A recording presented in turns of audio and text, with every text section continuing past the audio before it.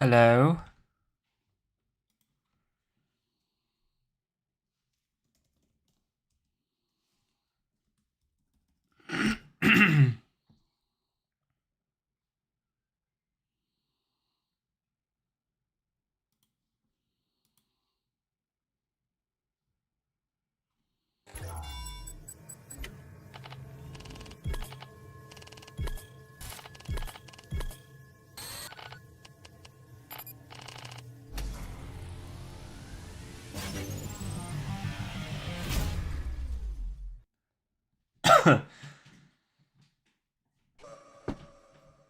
Hello, the Ansic.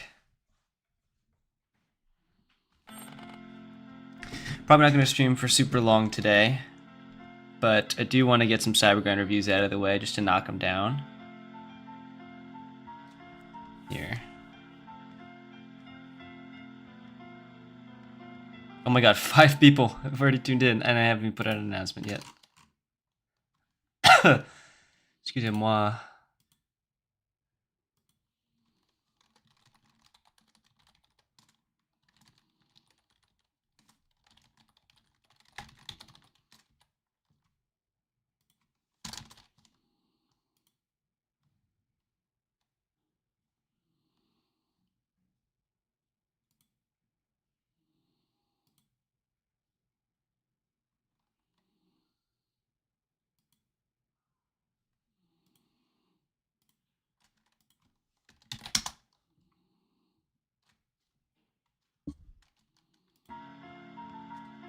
Alright. Thought of going to sleep because it's 11 p.m. for me until I saw you streaming, watching this shit in class. Yeah. I don't have a consistent streaming schedule, and that's kind of a problem. But, you know, I'm not really getting paid to do this, so...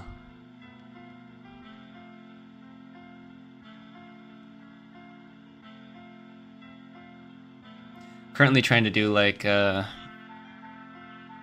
2 videos every 2... I mean, like, 1 video every 2 weeks or so now. Or 2 videos every month. It's sort of my... Hello, Infernal. ULTRAKILL, yes.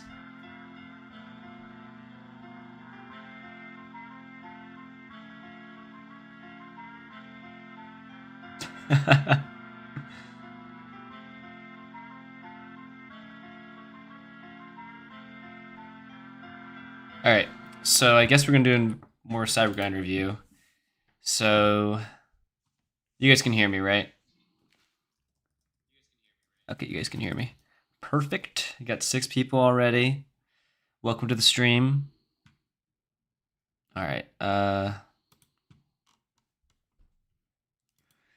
see, what do we want to look at?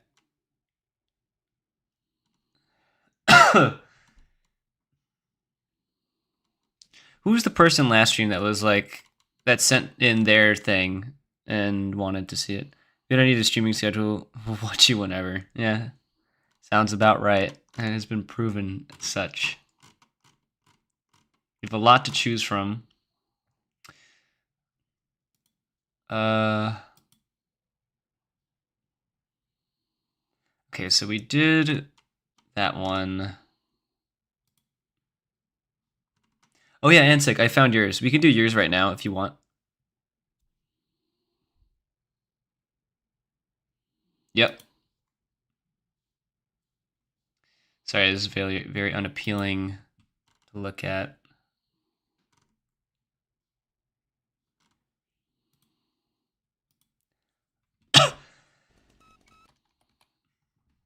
Alright, okay, so we're just going right into it then. This is probably a PB, if I had to guess.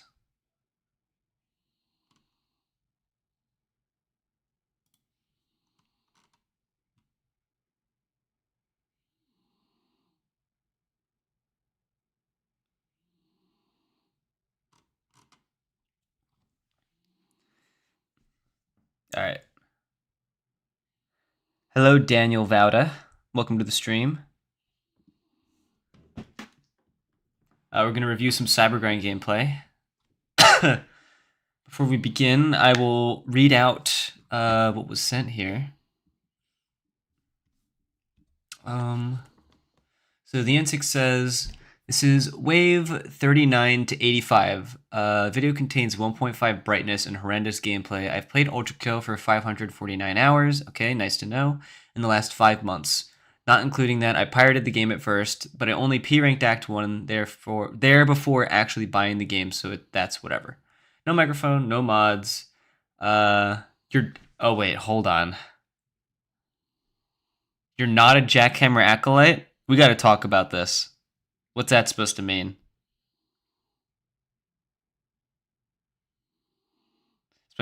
This might be my first time here, I guess. Is it? Well, we're happy to have you. If you like ULTRAKILL, generally, I think you're gonna like this stream. But yeah, no, Antic, you gotta let me know. What do you mean you're not a jackhammer acolyte? A jackalite?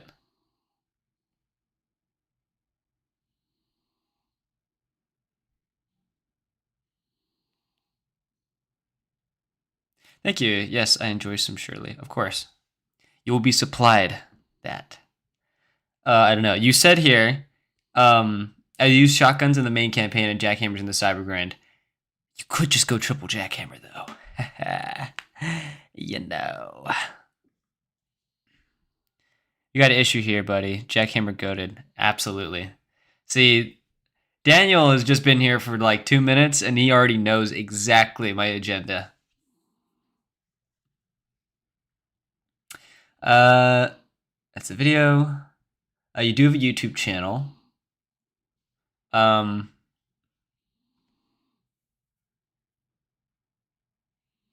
so this is the YouTube. Over here, I guess we can check it out. Wow, you got a lot of subscribers.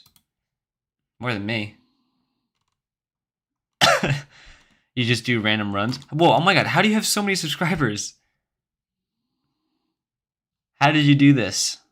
You have more than me, and you have 18 videos. 5,000 views. Oh, you watched my jackhammer videos. Awesome. Okay, so we're more on the same page than I thought.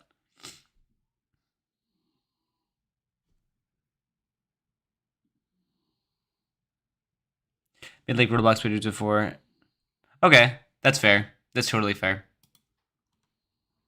No. These thumbnails are crazy.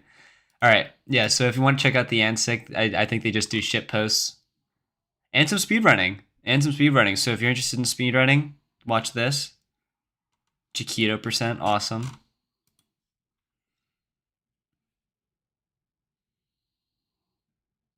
All right. Yeah, then I think we're just gonna kick it off and start.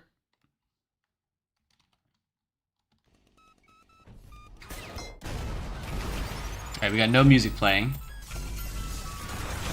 Okay, messed up the wave start. Okay, wow, a lot just happened. Okay, so it seems like your wave start. Let me turn this up.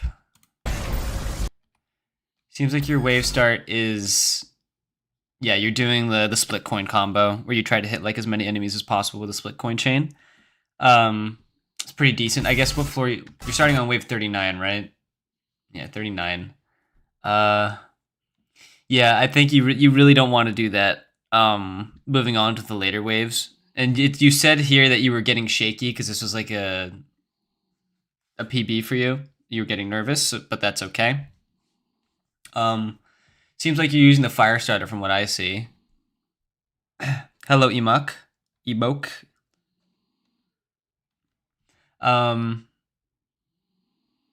Yeah, so I guess I'll just keep watching. And I think you use. Okay, yeah, so you tried to do a nuke. Yeah, that's what I thought. So you tried to do a core nuke here, and you messed that up. All right. You are using the core eject shotgun. Personally, I find the core eject shotgun a little bit harder to do core nukes with, but I understand what you were trying to do there. The nerves get to you.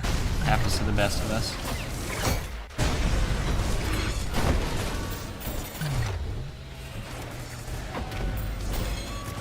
Interesting. Your movement is very interesting. Okay, fire starter, business. I want to see how this oil lands because I think Yeah, okay, so I think you kind of misunderstood the point of the oil here. I mean, you got like a good chunk in the center here, but what a lot of people end up doing, because they see other people do it. Let me show you. They'll just like stand here and like try to shoot as much oil in the air as possible like that, and then it ends up landing in a really concentrated glob. I did give it like some generous space, but like, yeah, it lands in a concentrated glob like this, probably more concentrated, like that.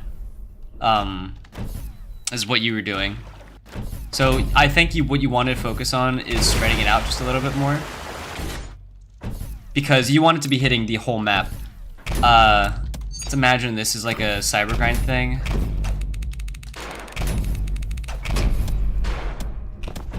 It's very important that like when you're doing this, you want this edge here to also be covered with some oil, so that if you transition over here, for whatever reason, let's say there's like Hideous Mass over there and you just want to like LOS him, or Maurice's, you now have like no oil on this side of the map. And on this side of the map, you want the oil to be spread out as much as possible. You don't want to expect the oil that you throw into the air to spread out. I mean, you don't want to expect the oil in the air to like say hit this angle over here, because if I drop some storage machines on top of this, they'll like all run to this edge here as I'm playing here. Let me see if I can do that. Probably gonna clip through the floor though. This.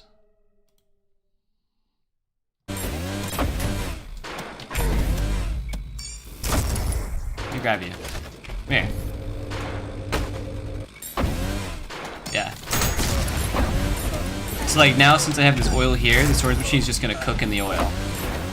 Okay, that's weird. But like, you see what I mean, right? Whoa. I have never seen that happen.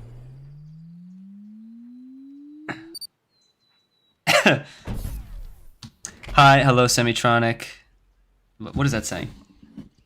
Semoronic? Semi-ironic. Okay, semi-ironic. Yeah, I just kind of saw someone and you do that, so I did the same. Yeah. Okay, so what you want to do is try to spread your oil out a little bit more. That way you have like a nice decent spread, because enemies are going to be tossing explosions a lot when it comes to like later Cybergrind waves. And if they hit that, like this whole area becomes ignited, as opposed to like if you toss it in the air, like just like this. Most of the oil is going to land in like one central glob right here. And yeah, you're not going to get nearly as much value from it, because like now the edge of the Cybergrind is like over here, like over around it. But yeah. You see how it landed like just smack dab in the center? If you wanted to kite enemies on the edge now, you'd get no oil value.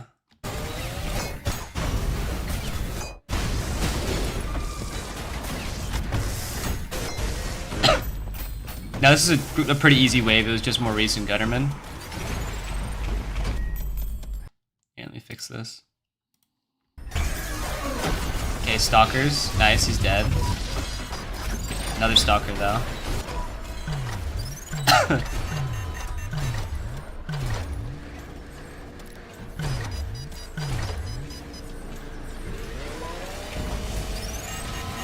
Yeah, you want to kill that Stalker as soon as possible. Oof. Yeah, man, ranged nukes aren't all what they're coked up to be.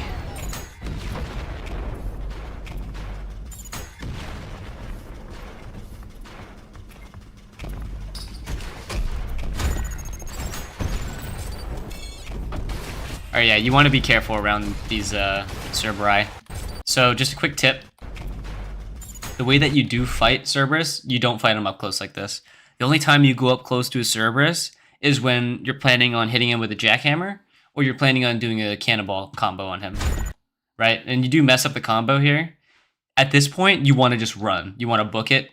Now I know he's the last enemy alive, so you could take it a little bit sleazy, but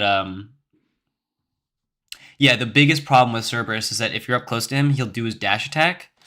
And let me actually check and make sure. Is this standard or brutal? This is brutal. Okay. Yeah, and on brutal, he'll do a double dash, so even worse. If he pushes you away from the rest of the enemies, that's bad for you. And that's basically his most threatening attack. Yeah, so like spending this much time close to him, not what you want to do.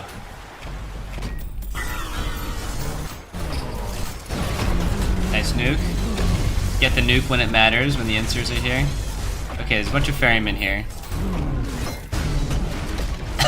Yeah, I would say when it comes to trying to use the jump start on ferrymen, it's way harder to land the jump start like in the heat of battle like this.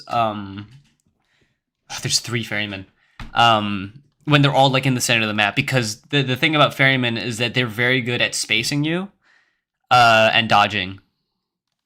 Now, a really easy way to supplement that and fix that is if a ferryman is on the corner of like the edge of the map or something. Let me get the ferryman. Where is he? Where is he? There he is. Yeah, if he's over here, he has no choice but to come to the edge of the map like that. Okay, well, normally in Cybergrind they don't jump off because it's death and they don't jump into death pits, but he literally couldn't move from that standstill position. Right? Yeah, but you get what I'm trying to say. Yeah, you're trying to reflect the lightning. Yeah, and if you wanted to do that, what you would want to do is come to the edge of the map to do that. Or you could use a coin to deflect it. If you're in the center of the map, I'd say using a coin to deflect it is the better call. But if you want to just attach the jump start to them, you want to go to the edge of the map. Because they're basically like sitting ducks, they stand still. Additionally, if you're trying to get jump start value, you just want to use it on the insurrectionist, to tell you the truth. You haven't used a lot of saws so far, so you can easily get a good conduction combo off them. Try to reflect the lightning, and it's why I threw coins in the air just in case, yeah. Can you review mine next? I'm curious. Yeah, I can try to review yours next.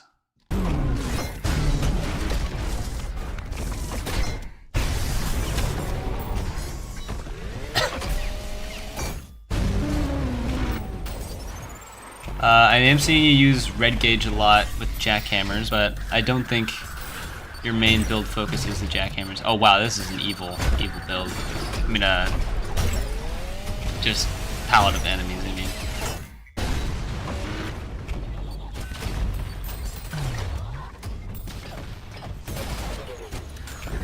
Nice. That was pretty good. Being sure to LOS and use split coins on the sentries was good. I got nothing to say about that.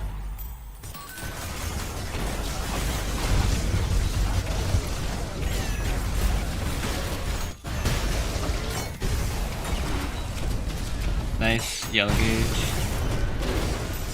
Okay, so I think Maurice just killed him.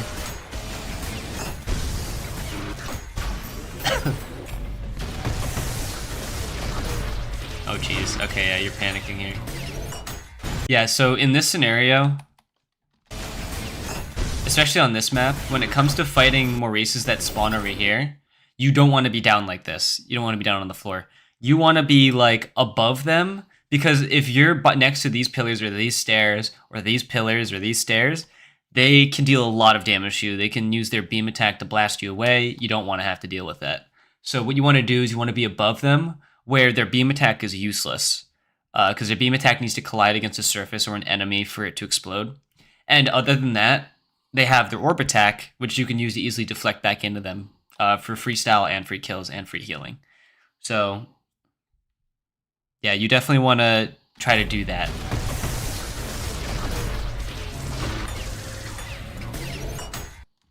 What are you guys saying?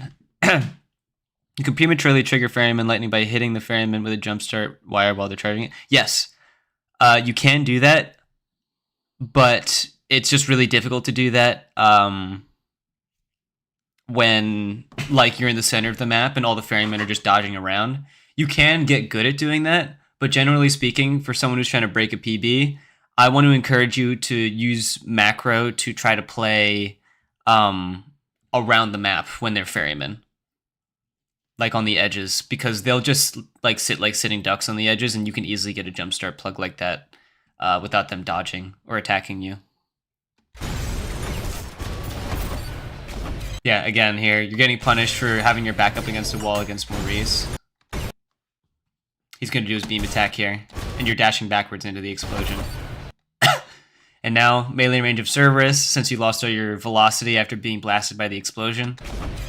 Cerberus is going to attack you, and now you're in a risky position, right? And this all happens because explosions in this game will completely kill your velocity or push you in a new direction that you won't expect. Yeah, I watched you say to not stay on the ground next to Maurices like that, so I don't do that anymore. Good. Yeah, I know this was kind of probably like a... not like a recent Cybergrind game. Pausing to make sure you're recording or something. Taking a drink. Nice. Slap coin to kill a stray.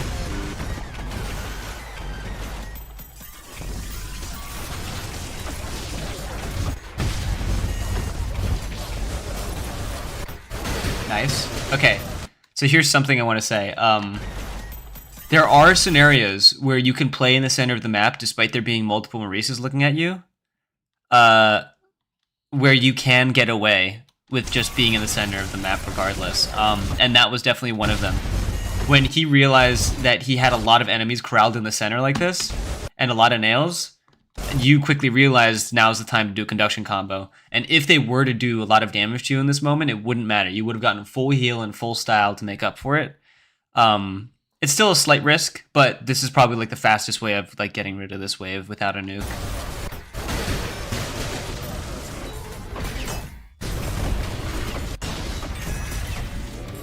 Yeah, you get messed up by like which shotguns and which hammers you're holding.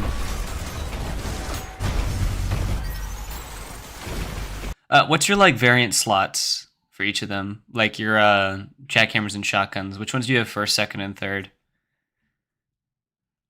Class is in session.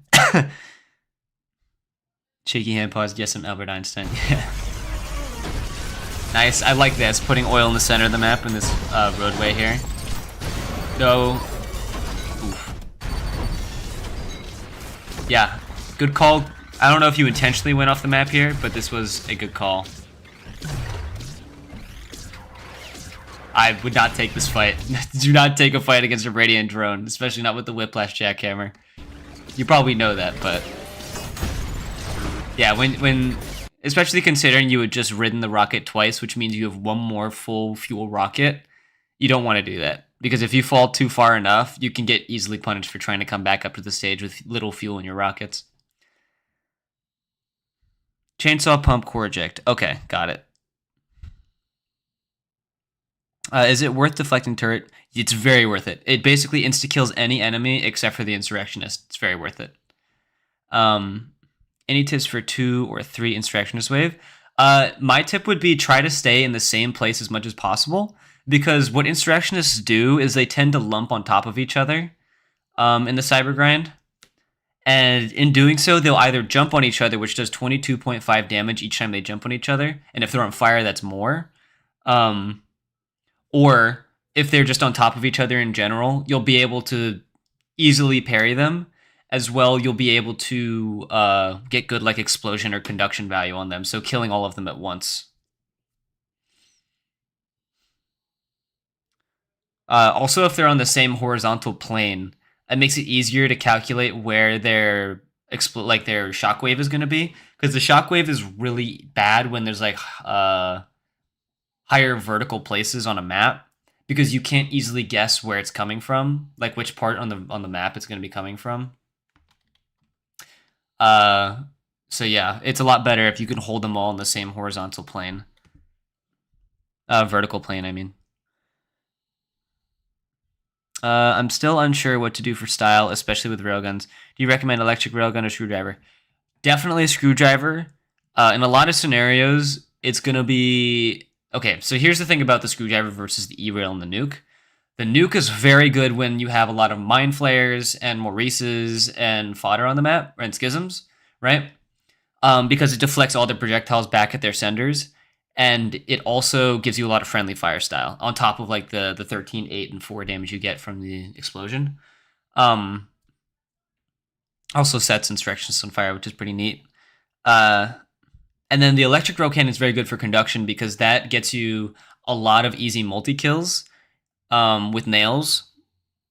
It requires a little bit of setup, but it has the potential to have like way more consistent damage than the nuke. And then the screwdriver, and both of those things just give you like instant, immediate style when you need it. Like, you know, if you go from A rank to ultra kill rank really fast, that's what you're generally going to try to do. If not, use another enemy and exploit them for style. But what you can do with the screwdriver is if you're sitting on SS or SSS, you can pluck that in, and you'll be able to basically sit on like an income of style over the next 7.5 seconds and make any play you want without having to worry about it, for the most part. And you'll either be sitting on SSS or Ultra Kill, as long as you don't get hit like 10 times in a row. But like, you know, generally if you're trying to dodge like you usually are, you're going to be sitting on high style for the next 7.5 seconds. And if you get a punch, you know, that's 15 damage. You have a lot of healing if you put that into like a Mind Flayer or an Insurrectionist. You know, it's just really good value. So I would recommend the screwdriver, but there are times where the electric and the Mal Rail are better. Radiant drones are annoying as hell indeed. They very much are. So screwdriver equals more style sustain. Yes. How does conduction electric railgun compare to nukes damage in style-wise?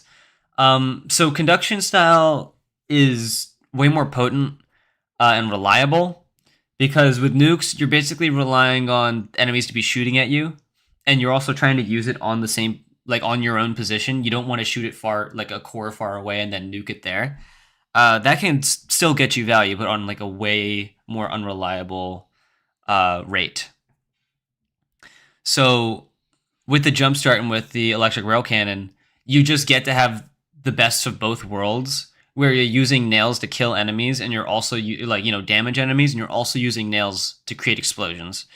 So I don't know. It's kind of like, it's the reason why the overheat nail gun is so strong nowadays. Because you can set a bunch of husks on fire, make them take extra damage from conduction, then pop the conduction, and it's just like mega damage. You know what I mean? Like dip, fup, autocorrect. Nukes can be somewhat replaced by other explosion sources as well. That's true.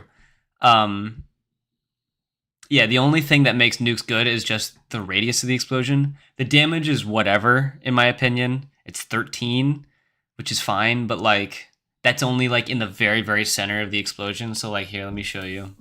Kill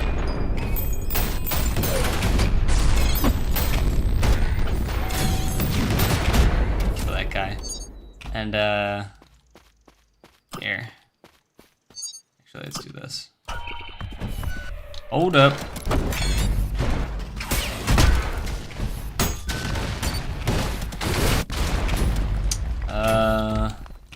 Boom. Alright, let's try to calculate damage of this nuke.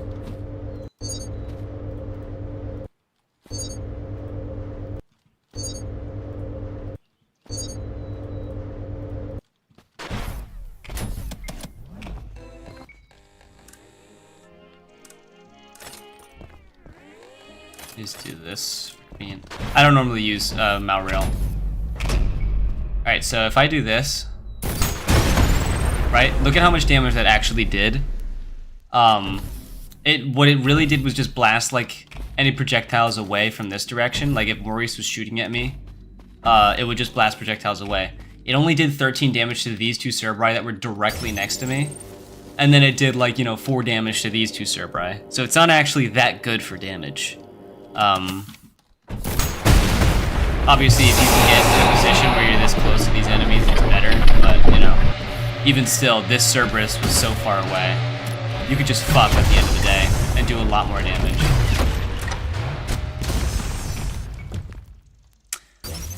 Also, this was a test run. Didn't expect a PB. I usually use CE Jackhammer. Oh, okay. That's good to know. That is very good to know. And God bless for such case. The saddest thing to me is the Cybergrind is the most fun place to do chargeback, but the hardest one because it's not worth it. It's just useless. No, it could definitely be worth it. I mean, like, when you get to the Radiant levels, doing chargebacks insta-kills any enemy, first of all, and enemies typically have 1.5x the health. So doing that from a Sentry or a Maurice into, like, a Mind Flayer, because those are usually the enemies most proximal to you, or doing that onto, like, a Gutter Tank or, like, you know, a Cerberus, it's very good. Killing one Cerberus with a chargeback, if there's any more Cerberus, all of them enrage and you get an instant increase in style. And then, you know, if you charge back a sentry and it kills itself, good, right? You kill a Mind Flare, that's amazing because not only is it going to explode, but it also is a massive threat removed for basically the expense of a coin and a little bit of precision. So it's very good. It's just circumstantial. You can't always rely on doing it, but when the opportunity arrives, you should always take it. Slab Sharpshooter. I mean, I followed your guide on maliciousess nukes, but I couldn't get it to work in Cybergrind on higher waves as I kept getting knocked back or having my rocket hit scanned. Are you talking about Death Stars? Maurice chargeback? No, you could still do Maurice chargebacks. There's ways to do it and make them consistent.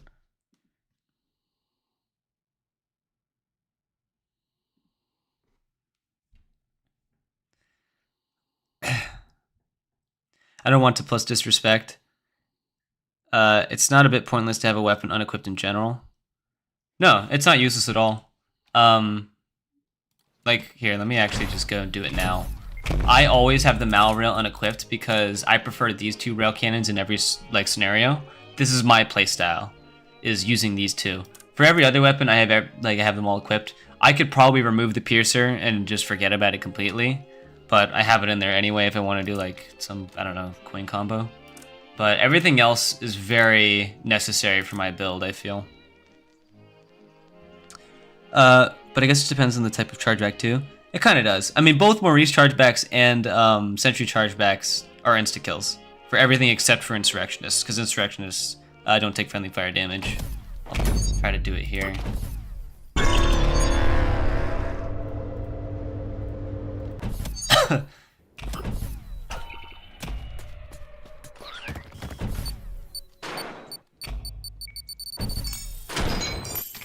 Nope, I messed it up. Actually, since I have the time, put his health bar up just for example.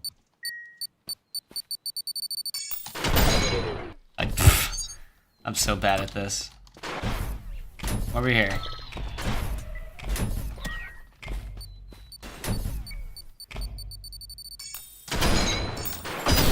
Yeah, it doesn't insta-kill him.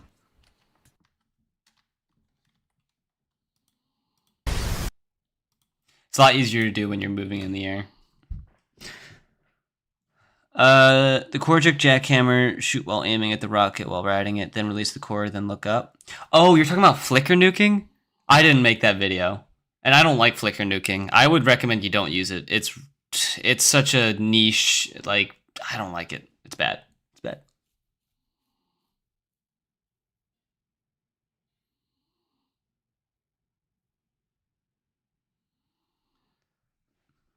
I like Piercer for a fat coin combo and the last enemy of the wave. Yeah, that's pretty decent. You're a flicker nuke enjoyer? I don't get the hype. I really don't. It's just like you might think it's getting you a lot of damage, but in reality, the radius of the explosion is a reduced version of like an actual nuke, first of all. And then second of all, it's less damage. Third of all, you have to put yourself in a very vulnerable position where you're rocket riding towards the arena. And third of all, you're most likely not going to get good damage anyway. You're probably going to hit like a swords machine next to you and then deal like 4 damage to everything else. I don't know. It just doesn't seem like it's very good. Radiant Sniper insta-kills normal Insurrectionist. Does it really? You can find out now. I mean, it doesn't do it on the Cybergrind.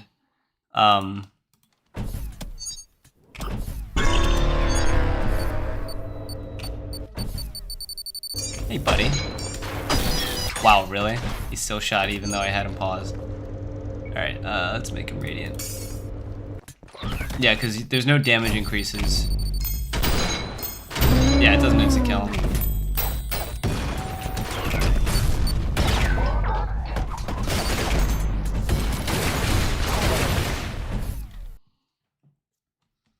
Wait, isn't a flicker nuke the thing where you dash core mount? No, that's I think what you're describing is here. Well, this is what a flicker nuke is.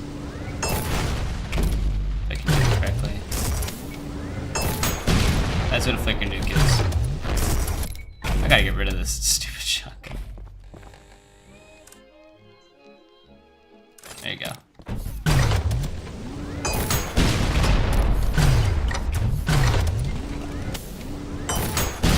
You're dropping the core below you and flicking directly up to cause a nuke. It's not a lot of damage. It's very underwhelming.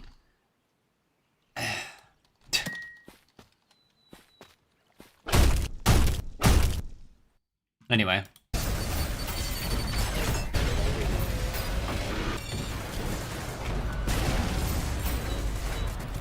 Alright, another failed nuke. So yeah, this explains a lot. You're just experimenting with the Project Shotgun.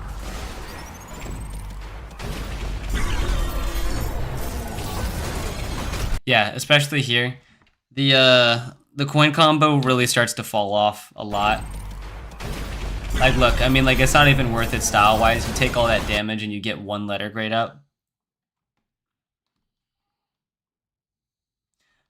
How many rockets on a Death Star? As many as you want. Up to, like, 6, I think, is the maximum.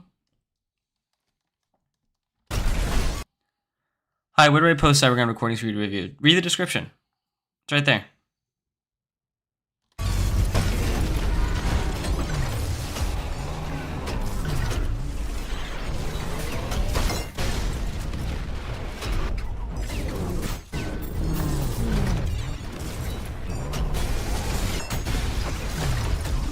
Shame you didn't get good screwdriver value there.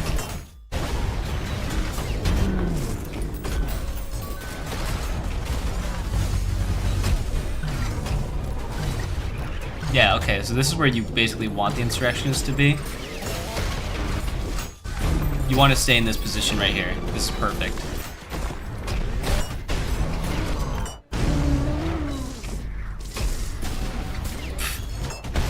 Alright, so it was a sloppy wave, but generally I would say your macro was on point.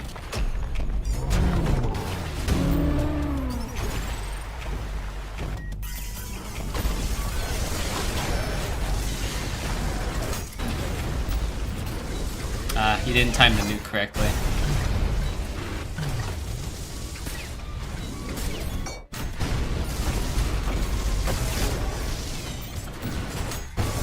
Nice.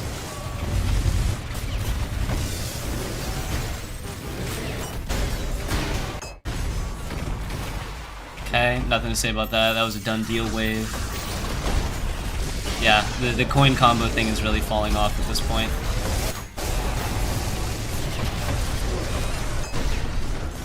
What I would recommend is throwing up like 2 coins and using a slab revolver instead of doing the split coin thing. Because that can give you 15 damage, and if a Radiant Virtue spawns, you can insta-kill him. If you do a 3rd coin, you can insta-kill a Radiant Sentry as well. So, yeah, that's what I would suggest. You all go triple jackhammers. Usually I set up nils and ready my saws. Weirdly enough, rail coining seems to really fall off in Cybergrind, but maybe a skill issue. The really intricate stuff doesn't fall off, but again, it's very intricate, so it's hard to do. But when you do it, you can, like, you know, lather a Mind Flayer with nails and then like a Radiant Mind Flayer with nails and insta-kill her with like a crazy railcoin combo. So it can be pretty good.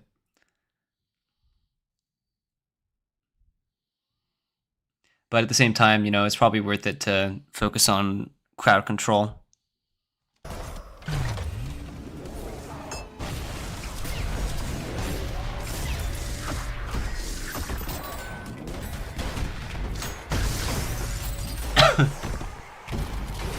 Pretty easy wave, no threatening enemies. Yep, gutter tanks. Alright, you didn't need to do all that. that was kind of insane. That sentry did not need that. In this position, when you notice the sentry, you can just punch him off the map. Like, he's got his back turned to the edge of the map. You literally just pull out the knuckle blaster and punch him off, and he's dead. You don't have to worry about him. You would have preserved your jump start, you would have preserved your E-rail. Would have been a lot better.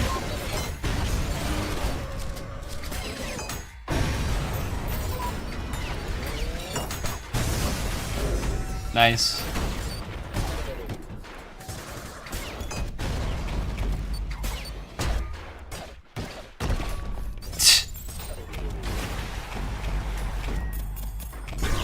Alright, let's see how you handle this map orientation. Yeah, you're taking a huge risk. Yep. Alright, so you did... So far, every person that I've seen run in this map, for the most part, except for I think Equinox being the one exception, has made the same play you have. When you see this map, you don't want to be in this middle section at all, ever. That Maurice is there. There's like 3 more Maurices on the edge. They're going to light you the hell up, and they do. You'll see that they do. Suddenly, you're going to take 50 damage. You're not going to know what to do. Boom, 50 damage. That was a Maurice. And then you're going to take a lot more damage because you're still spending time in the center. Yeah, this is just a really bad position to be in.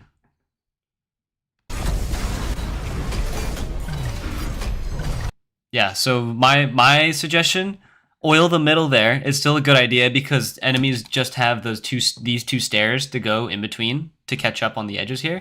So oil is still good here because they have to pass through. But if you want to really play in the center, play on the edge here. Put some oil in this like little corridor here. None of the Maurices will be able to see you, and those that are up here that can see you are going to shoot the enemies on this little passageway here, going from here down to here, in between you. So that's definitely my suggestion for handling this. Just don't spend time in the middle here. You're just going to get killed. And if you're not confident in staying off the map, you don't have to make any crazy plays down here. You can just walk along the edges here, use your jackhammer back blasts accordingly, try to stay on the map, but obviously try to be very wary of these Maurices. One insurrectionist is fine here. Like, it's not 2 insurrectionists. Even still, it's not a problem. If you spend time over here, they're not gonna be able to hit you because of these 2 walls here, unless they do an upwards attack, which is like basically cuts your chances down from like 100% chance of getting hit by insurrectionists down to like, 1/3. So you're getting hit by 1/3 attacks from insurrectionists.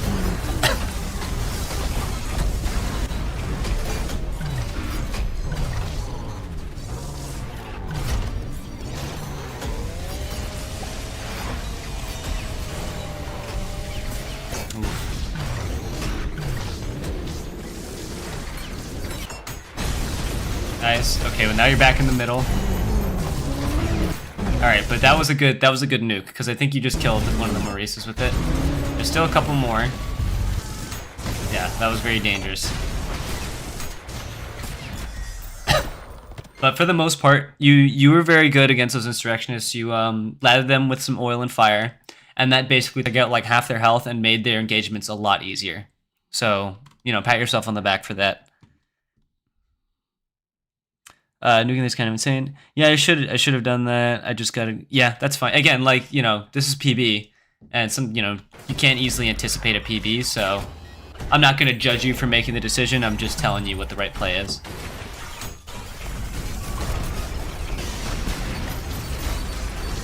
Oh, rad choose here. Yeah, you want to deal with them ASAP, because when they enrage, yep. There you go. Oof.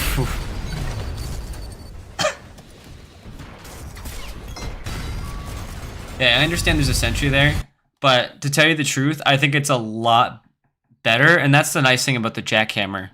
You definitely want to greed the kills on the virtues, especially when you're running jackhammer, because this just is a radiant sentry first of all, which is yikes. But if you had greeted the kills, you could backblast away and put a lot of distance between yourself and like the sentries, enough to get behind a wall.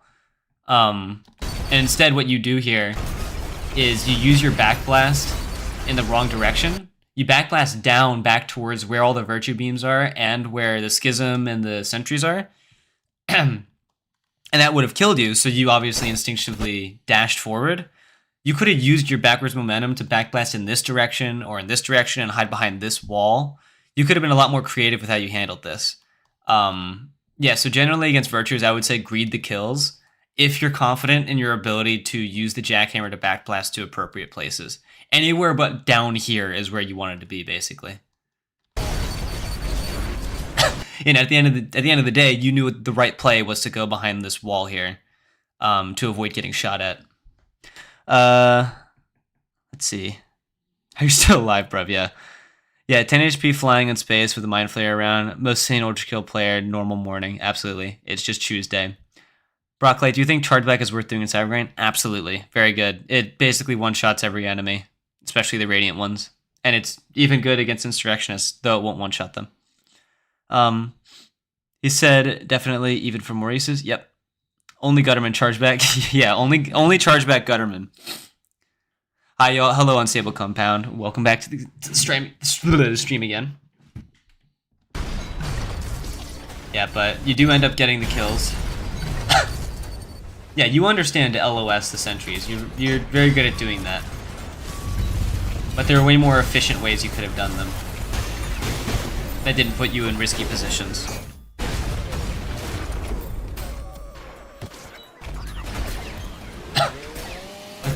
Okay. Interesting. Going for a ride.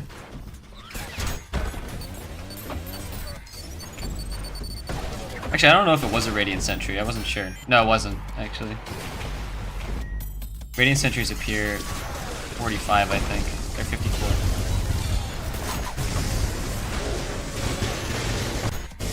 Nice.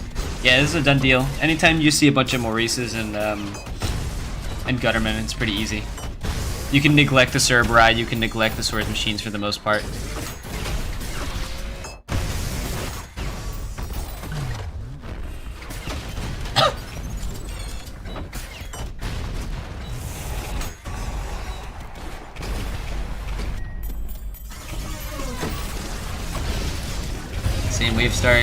Same wave start's becoming way less effective over time. Good nuke though. That was really good nuke. You killed the Gutterman, and the Gutterman exploded and did an extra 7 damage. Very nice. Oh no.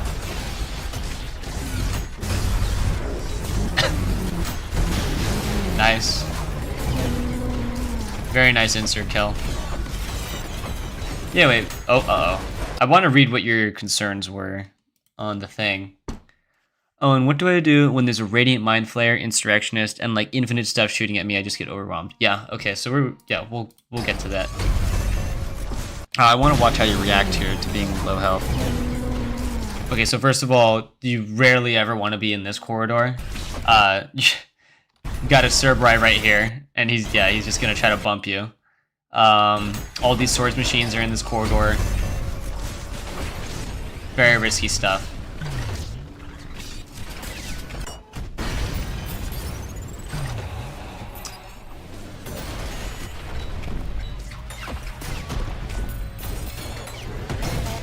There are times where I can say it's okay to be in this corridor here. Like if you're hiding, it's very useful to be able to hide.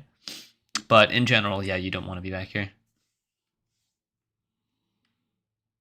And you only want to hide for not very long. Like if there's a sentry and you just want to block LOS for like 2 seconds, you can do that. But you want to leave immediately after if you can help it. Alright, thank you. This guy really hates sentries. Bro really hates sentries. What are your thoughts on enemy step? It refreshes your rockets and cancels air slam. What, like whiplashing an enemy and stepping on him? I mean, yeah, that's pretty good. I mean, you can use enemy steps to do double slams, so I love enemy steps, yeah. Life if Cannonball is also conducted like rockets somehow. I would love it so much. It would make me so happy. How did it even work? And why and how would anyone use that? I mean, it's just an extra, like, free conduction object. Could be like 1.5 or 1 extra damage to every explosion. That was juicy. Is he gay? Gay, but that okay. Yay. What's an LOS? Okay, yeah, when I say LOS, I mean line of sight. LOS stands for line of sight. So when I say LOS blockers, that means line of sight blockers. So like that can help you against Gutterman, that can help you against Maurices, haste masses, sentries, all these things that need direct line of sight with you in order to do good damage. That's what I'm talking about. Also, hi Luna, welcome back. This guy should utilize offstage movement a little more. What do you think? I would say yes. It seems this is a PB, so I think our player here was just like a little bit intimidated by these higher waves and was not going off stage as much as he would have wanted. But yeah, generally I would there were times where he was going off stage and it was absolutely the right play. You weren't watching for that point, but yes, there are definitely times where you want to go off stage to avoid like really difficult scenarios. Welcome to your user, yes. Yeah, but you understand what I mean when I say LOS now?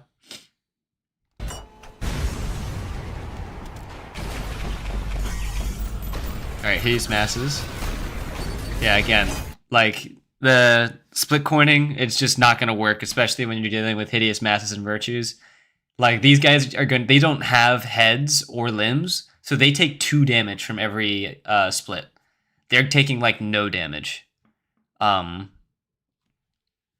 yeah, you definitely want to avoid that. And also, there's lots of Maurices that will spawn on other waves. They're going to absorb all of your shots, and you're going to do no damage. That's why I prefer using the slab revolver, the slab marksman. Just because, like, if I ever want to use a coin against a virtue, it's a lot more effective, and they're a lot more of a threatening enemy. Same goes for like hideous masses and insurrectionists and gutter tanks. Same thing. They don't have heads. Some of them have limbs, so they would take damage, like 3 damage from split coins, but generally speaking, yeah. Offstage, so safe, as long as there were no mind flayers. For the most part, yes. Though there are times where it would definitely be the right call to dogfight a mind flayer. Yeah, it is generally safe. Coins is not good to start the wave, only in the first ones. I would say if you throw 2 coins and do a... what's it called? A slab coin combo, just like that, just using the slab piercer. That's 15 damage. That's valuable against like almost every enemy. That is a pretty decent wave start. A lot better than this, I would say. Also, another thing, when it comes to using all those splits, like you can't calculate how much damage it's doing to each enemy because it happens so fast. And there's so many variables that happen with like heads and limbs and stuff like that. So when it comes, like when you're using the jackhammer, you usually want to be able to calculate how much damage you're doing to an enemy to get a kill. And you can't easily do that when you're using like really random number-ish coins that go in random directions, because you can't understand what's proximal all the way around you. I was too lazy to delete all the copyright music from the terminal, so I turned it all off. That's fair.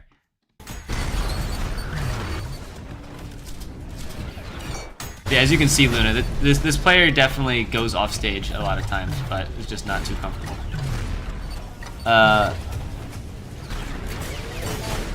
Yeah, you want to deal with those virtues first. Okay, one of them died to just a random thing. There you go.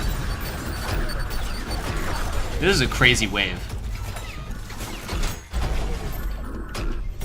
Super low density wave.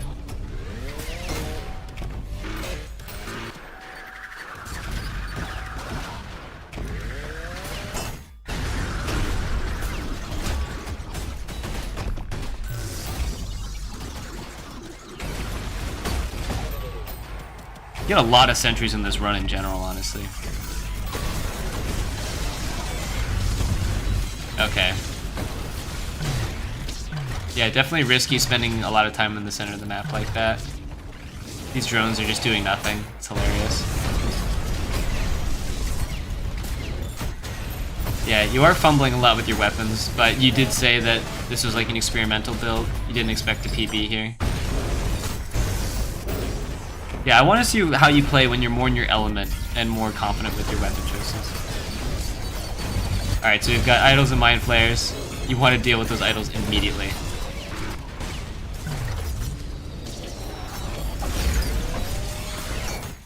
Screwdriver here. You need to use your rail cannon. You still haven't used it, and you're probably going to die. Yeah. Even if you didn't take that fight with those mind flayers, if you had a screwdriver, after popping those idols, you could have just thrown it onto this Maurice or that Gutterman or that Swords Machine or anything. Even if you didn't throw it onto the mind flayer, that would have gotten you a lot of health, a lot of style, and, you know, obviously it sucks being knocked off the map like this, but you definitely had opportunities where you were back on the map. Yeah, and again, you misuse your backblast here, which pushes you off the map, where you're uncomfortable because there's 2 mind flayers chasing you around, and you haven't used your rail cannon charge yet, right? And And again, you backblast off the map in the wrong direction again. You really, really want to focus on getting better at choosing where to backblast with the jackhammer. Because if you backblast to the center of the map with the jackhammer, you're way safer from these mind flares. And I'll show why. In general, mind flares will teleport where not only like you can see them, but they can see you if you are behind line of sight blockers. So if I put a mind flare here, she's going to want to teleport to me, right?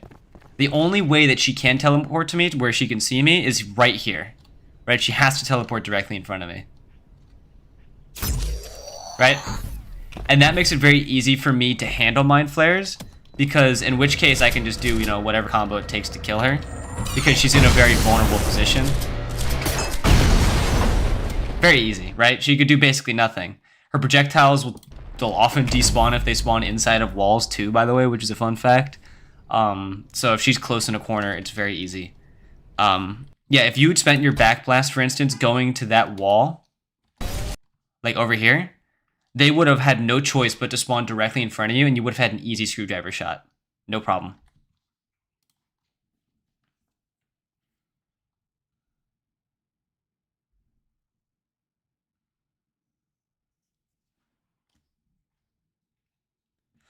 Now switch you first always. There's a point in ULTRAKILL skill curve where you get to the point where you just need one coin and no weapons to beat the Cybergrind wave. It just hasn't reached it by any human yet, yeah. Man, what am I looking at? I never got past wave 50 on standard. RIP, GG, congrats on the PB. Yeah, almost 60. Really good. You could have started on wave 30. I think you can start on wave 30, no problem, get to 60. You just got so nervous. 71 brutal, nice. Radiant Mind Flayer is always the PB ceiling. I was stuck around 58 to 60 for a good while. Yeah, they're pretty tough, but as long as you know how to use the screwdriver, as long as you know how to use crowd control, and as long as you know not to backblast off the map or like spend too much time off the map against Mind Flayers, it can be trivialized. So is this like good for 5 months or something? I was only speedrunning all this time, really. I mean, I can tell that speedrunning has taught you a lot of mechanics. I think you're just out of practice.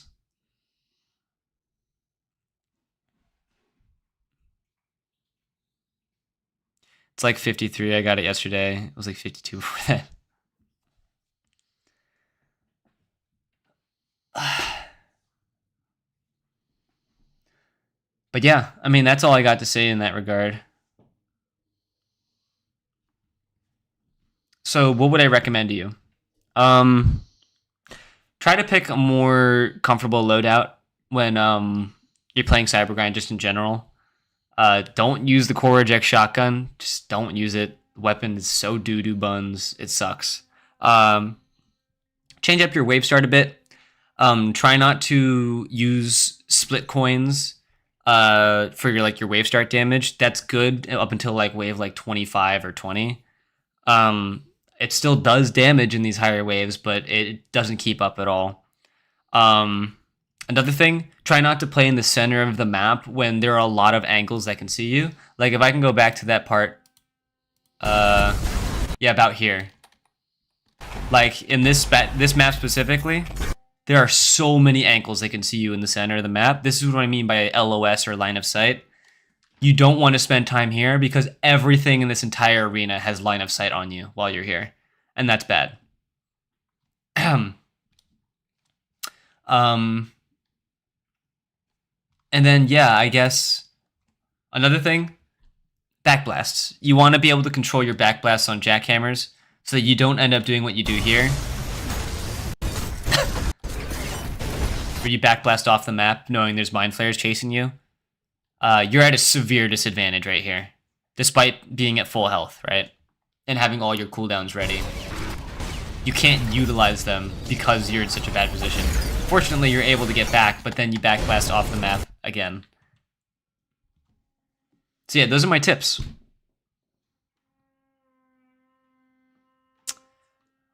Hello, Ethan. I got the best time in Spain in 1-4, and I still don't nuke consistently. How you doing? I'm feeling good. I'm alright. I've got work in like 2.5 hours, so I'm just kind of killing time until then. Broccoli, any tips on what enemies I should use chainsaw? Chainsaw is kind of like unreliable damage sometimes, depending on what you're doing. If it's the jackhammer, you don't want to use it on light enemies. You want to use it on heavy enemies or medium enemies. Because medium and light enemies like schisms and sentries and stuff like that, they get pushed away when you hit them with the jackhammer, and that makes it harder for your chainsaw to get value. You want to use them on heavy enemies like Maurice or Gutterman, Gutter Tanks, Cerberus, Insurrectionists, Mind Flayers. Those are definitely your targets for that. Thanks for tips so much. It was so funny watching you see me panic. Lol, gotta go sleep now. Gotta wake up in 5 hours or something. Okay, yeah, take it easy. Yeah, I'm happy you got to stick around for this. You're on activator, yeah. Chainsaw killing time never was best used till now. Yep. Literally killing time. All right, but that was one. I'll do one more. And yeah, we'll see. We'll see. What do you want to see for now? We just did wave 58.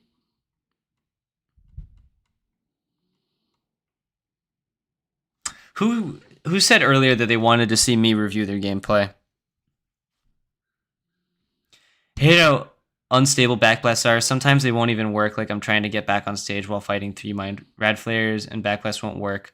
And I'm just standing there like, huh? I don't feel that way. Generally, like I know like if my backblast doesn't work, it's because my back hit a surface or an enemy or something like that. And obviously that sucks, but like that's the explanation.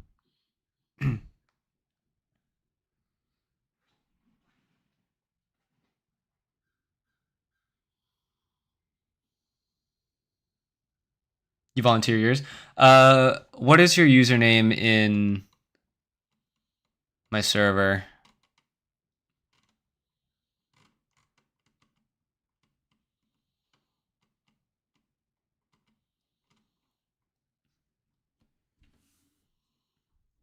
Shift semicolon.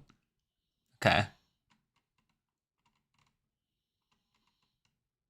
Yep, I found it. It's called Holy Nuts That Felt Good. That's funny. How long is this? 25 minutes. Okay. We might do some skipping if there are some parts that are just like Maurice's and Gutterman. But we'll see. All right. So let's see what you submitted. Cybergrind moment that genuinely made you fly. I think my gameplay is decent at best, but hey ho, particularly comments of consistently dealing with virtues, mind flayers, and radiant ones would be really nice. Yeah, you and me too, brother. Like it's a nightmare out here with those two in specific. Also, not anything to critique, but there was this one moment at 10 minutes. Okay, let's try to remember specifically at 10 minutes. I both parried and charged back on Maurice Beam at once, which I've never seen before. I think it's pretty cool, I guess. So you have about 550 hours. Cool. No mic, no mods. You don't mind if I shout out your channel? Cool. And yes, you're a jackhammer acolyte. That's wonderful. All right, let's see what your channel is all about.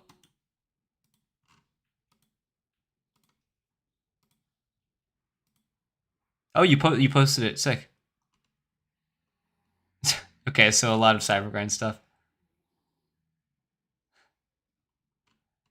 Also looks like some moments. This is animated stuff, maybe? Yeah, so if you're interested in some Cybergrind gameplay, you can find it here. Semi-senior. All right, I guess we'll just begin. You pro Cybergrinder is talking a lot about calculating the backslash of the jackhammer. What the flip? Well, it's important, right? Because that's one of the best features of the jackhammer. Not only does it do really good single target damage, so you can eliminate targets in particular, but you're also able to determine where you're going to go after that hit at a very high speed.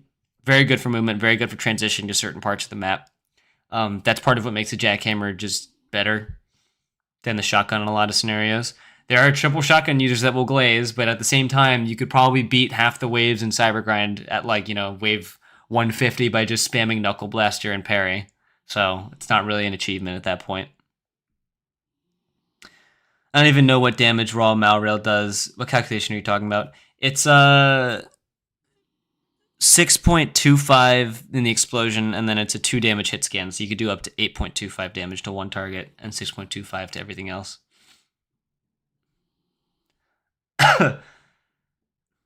I know it's not what you were trying to talk about, but I'm just saying it, spitting it out into the ether. You're going to subscribe? Hell yes. Heck and hell yes.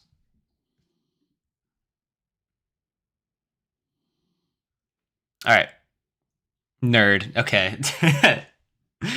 You're a nerd. You've played this game for like 1,000,000 hours, so you're more nerd than me. All right. I guess let's just get started then. And Luna, feel free to add things. All right, decent wave start. Audio quality is wonderful. Okay. Interesting choice to be holding out the green nail gun for like, what, like 7 seconds. Don't do that. Maybe you're just screwing around.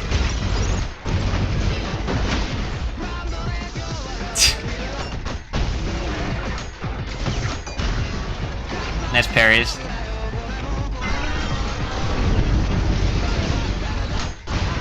Nice. Ooh, okay, so I like most of the plays here. I definitely think in this position you don't want to rocket ride. You do decide to try. I think it's better that you didn't. What you really want to do here, I mean, you could rocket ride, but you immediately want to jump off the rocket anyway. You definitely want to focus on killing this insurrectionist and making sure that the Mind Flayer is in this enclosed area while you can. Gutterman's there, obviously, so you want to get to him as soon as possible, because he'll do a free 7 damage to the Insur and, you know, the Ferryman and the Drone and the Mind Flayer, because they'll all stray close. There's no fodder here, though, aside from him.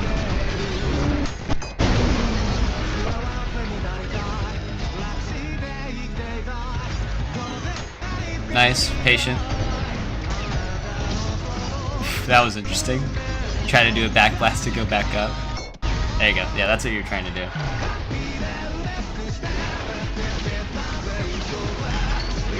Okay, so Maurice just killed the Virtue. Awesome. E-railed the floor.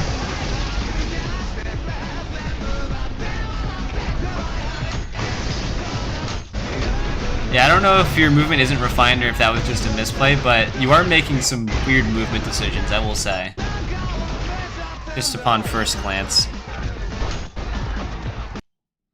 Coins plus Malrail, that's malicious, yes. Is that Cybergrind Recordings? I don't even know what that means.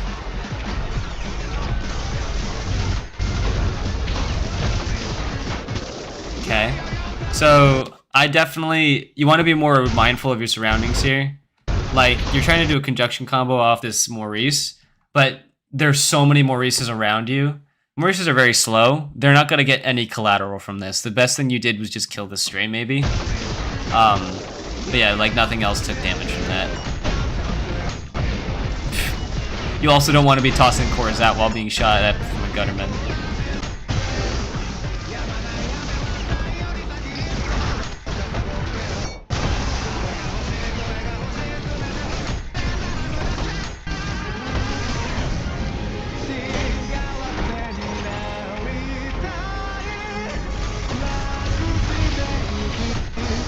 Nice, making sure you don't take that Cerberus engagement head on. Very smart.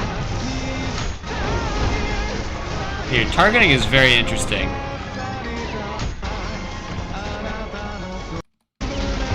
Just want to watch that over again.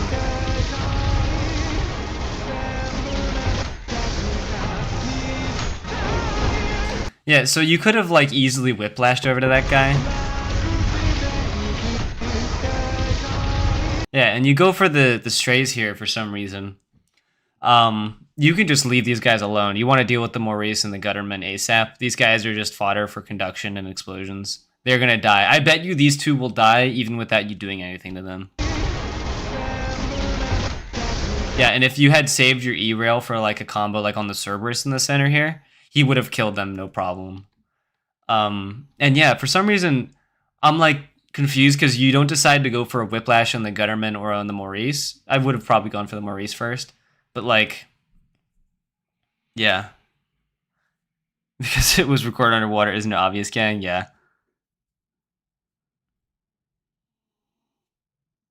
But yeah, I would say, like, when you're in this position, you don't want to slam down and slide so much. Because, like, that puts you down in a position where the Cerberus can bump you, where, like, this guy can shoot you. And, like, you're fighting the Gutterman head on at that point from this range. You don't want to do that. New Cybergrind category. Would you rather do not divert the trolley and kill 2 sentient supreme machines, V1 and V2, or divert the track and make the trolley kill the supreme angel Gabriel? Kill Gabriel. Because funny machine. Yeah, and not using your Whiplash here, you're kind of like putting yourself in a position close to the floor where there's Mind Flayers. Maurice is looking at you.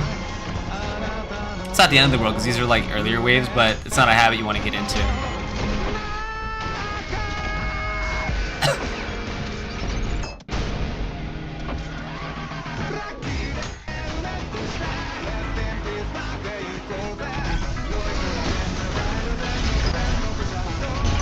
Nice.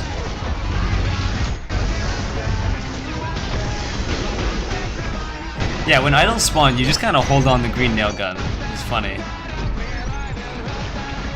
And like, I get it, you want to focus on like, you know, hunting down idols, but like, I would say when idols spawn, you know, it's fine to use a burst of the green nail gun, but what you want to do first is instead, you want to use the jackhammer. Hold the jackhammer out.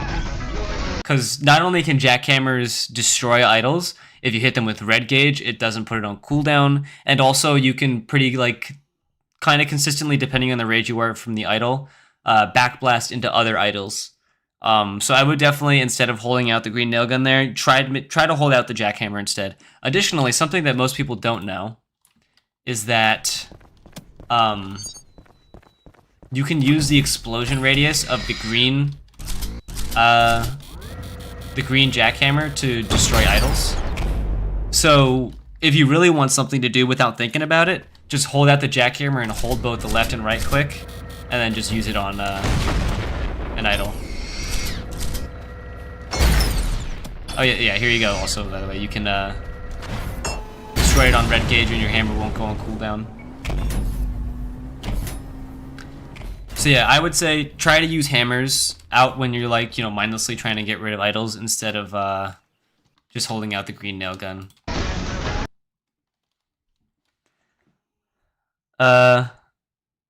First time tuning into a stream. Watched the first Cybergrind review video and really enjoyed it. Thinking of making a submission myself, except I don't know how well you can read all the colors. I'm not sure what you mean. You can join the Discord and submit there. The Discord is in the description of this video. But yeah.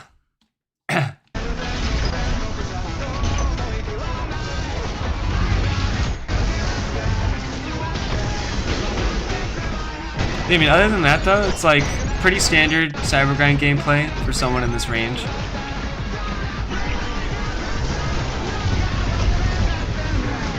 Okay, so you use both. You have a weird fixation with the green nail cut, which is really funny. Jackhammering idols, I'm jackhammering it, absolutely. Yeah, kind of lasered on the idols. I'm still trying to fix the habit. That's okay. I mean, I used to be the same way. But yeah, what you need is just the right weapon to hold out at that time and not really think of using. And then that'll trick you into using that weapon more often to counter the idols. So that's why the green jackhammer is like the complete best thing to have in that scenario. You could have added a coin to that rail coin just a second ago. Which one?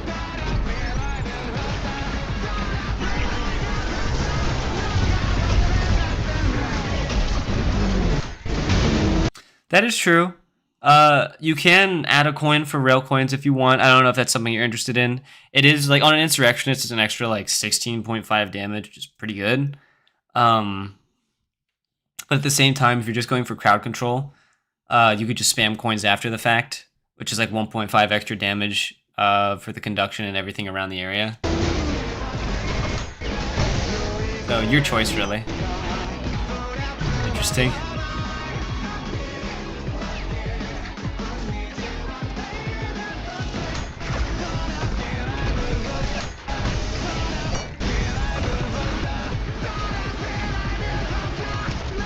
Interesting.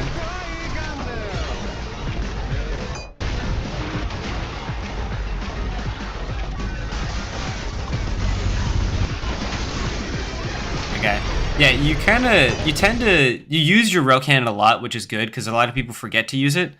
But you do use it like it's like a, you know, like a cannonball, you know what I mean? You use it a lot. It is a 16-second cooldown, and if there were more threatening enemies on this stage, this would kind of suck. Fortunately, it's just like a hideous mass of Gutterman and a Maurice and some fodder, but like, yeah.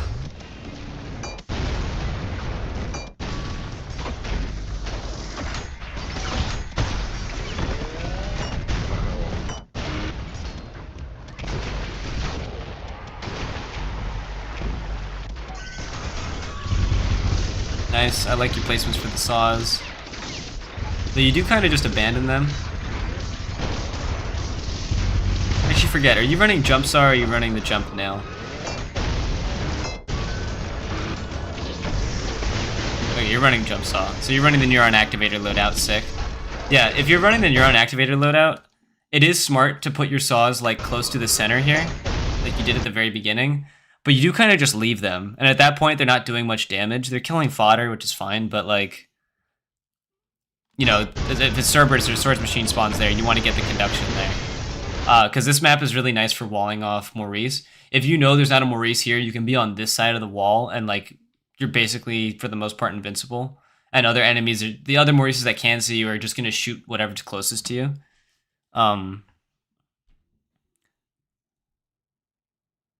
What are you guys saying? Hatsune Miku. Tito no thinking. Utmost Tito son, Tito easy. Poor Schism. You can cancel punch animation via changing arms to punch faster. I can't see anyone using that tech, at least from what we've seen. That's true. Is it the most important thing? I would say no. It's kind of just like a convenience thing for high-level Cybergrind players who want things more snappy.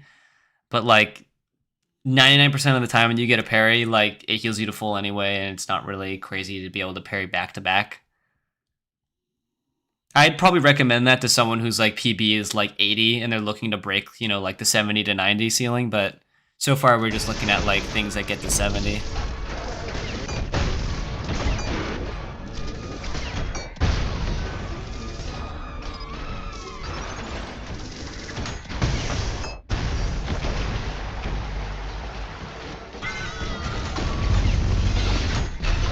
Nice.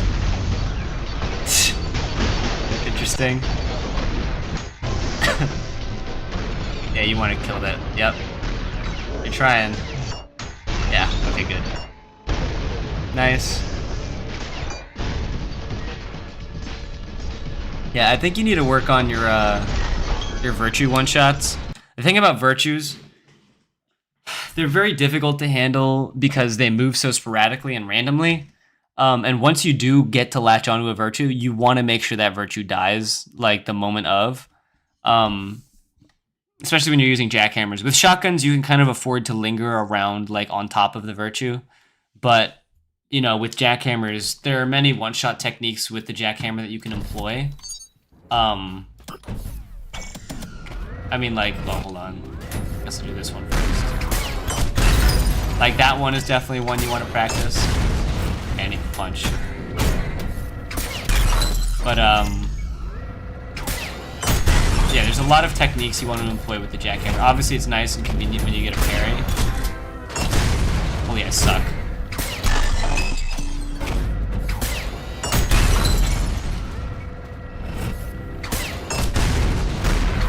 I'm so bad. You can tell I haven't played Cybergrind in such a long time.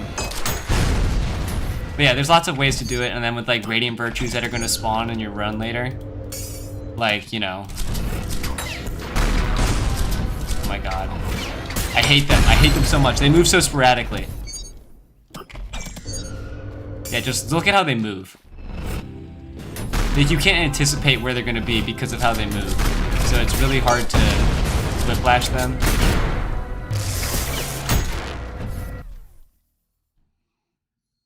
Whiplash whip. Alright, goat, whatever you say. What, did I say that? I was not paying attention. Yeah, there's lots of ways that you can, like, employ one-shots.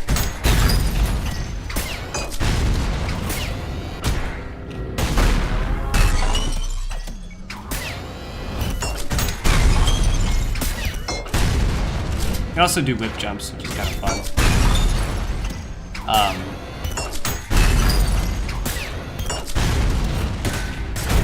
But yeah, generally speaking, my favorite one-shot, hello Abood, is to, hold on. It's a lot easier when they're not on the floor, because they just slide on the floor otherwise. Oops. Here you go. Yeah, like that.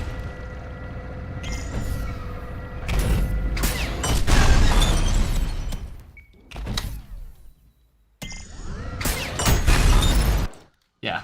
So if you place your body on top of the Virtue while they're in the air like that, and you do a punch and a one pump during hit stop, you can one-shot Virtues. And there's a lot of other ways to do it too. Like you can do a slam and a knuckle blaster punch as well after a whip hop. Like I'll do it here without the parry. Hold on. Yeah, like that.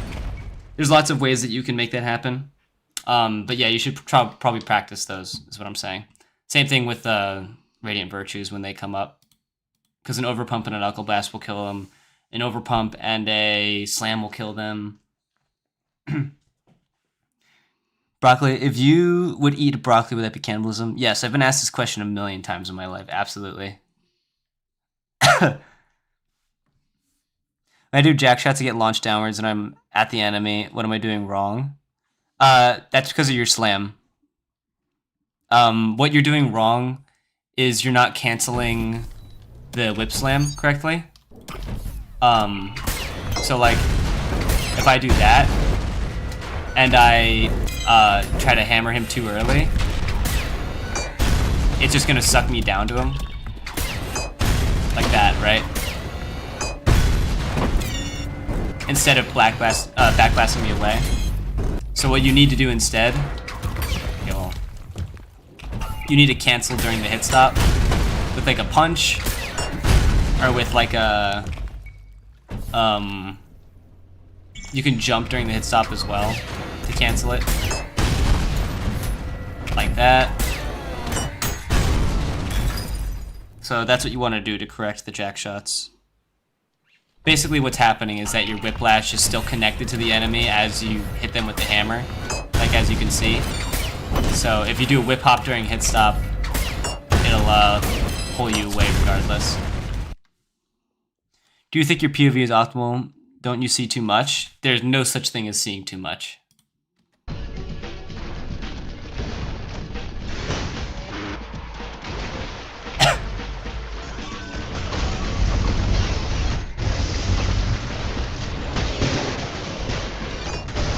Yeah, I don't know why you don't use the jump start instead of using the E-rail in like half these scenarios. I think you'd get a lot more value if you use the E-rail. I mean, use the jump start after you kill an enemy. Especially since you don't tend to like use saws to finish the conduction, which you should be doing. Because it's just a really cheap conduction. And then after that, you could do a second conduction with the E-rail. But I guess it's a lot easier to get into the habit of doing this now because there's so few enemies. When there are more enemies, you're going to be doing double conductions with the E-rail and the jump start. You generally want to start with, like, the jump start. Yes, I know I was trying out the multiplayer mod today, actually, with some of my viewers.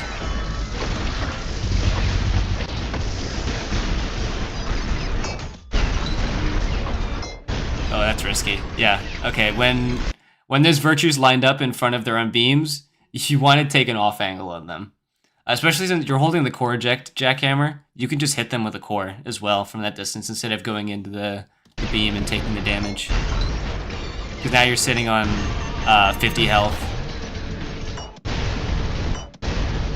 Damn, those stalkers literally the most useless enemy in that scenario.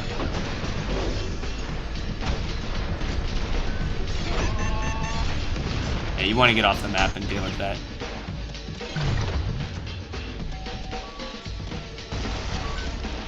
Nice.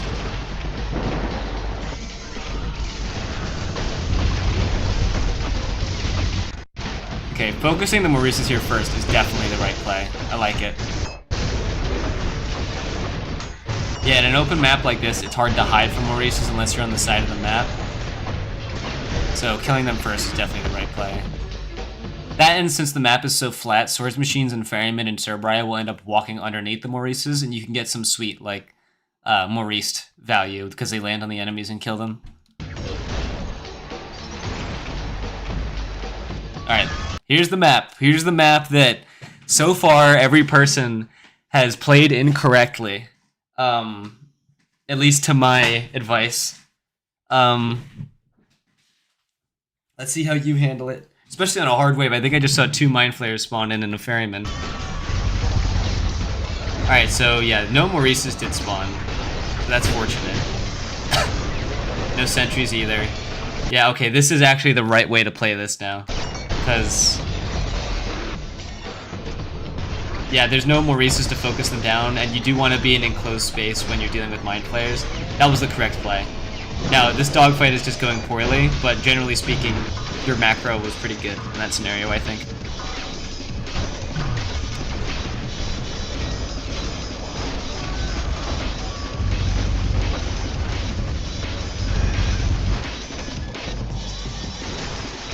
Alright, if I see any more waves with Gunhammer and then Maurice, I'm going to skip them. Oh god. Yeah, you really got to break that habit.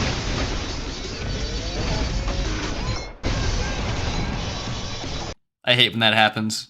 When you so clearly hit them with the Knuckle Blaster or the Jackhammer and they still shoot anyway. I really hate that. Sentries, I mean.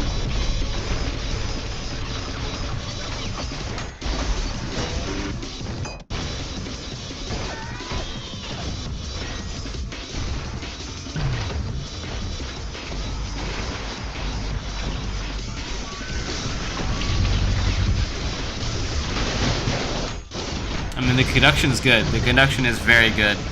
But once you get more radiant enemies in there, you're gonna wish you had that rail cannon charge.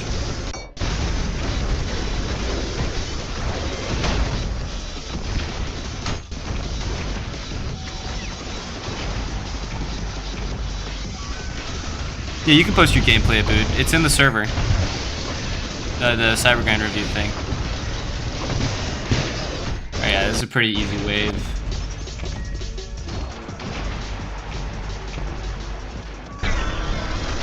Ooh, okay. So I just heard Ferryman, Insurrectionist, and I see Virtue spawning.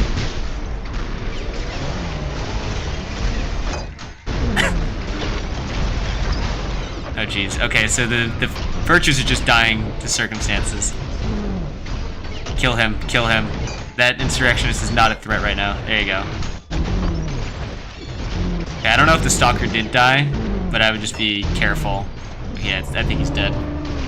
Nice. And now you just play off the map. Nice. Oh no. This wave can't be difficult because he just dealt with a bunch of specials.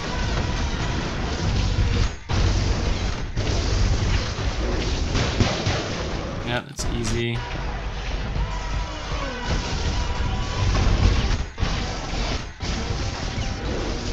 This one's also fairly easy, but there are virtues. Yeah, there's a Radchew.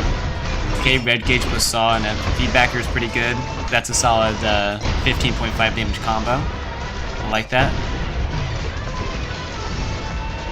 Yeah, I'd say the only enemy that's like acceptable to use Red Gauge on, for the most part, is the Virtue.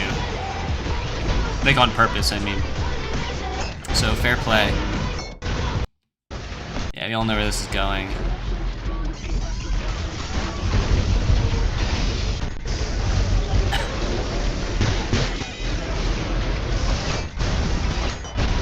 Nice.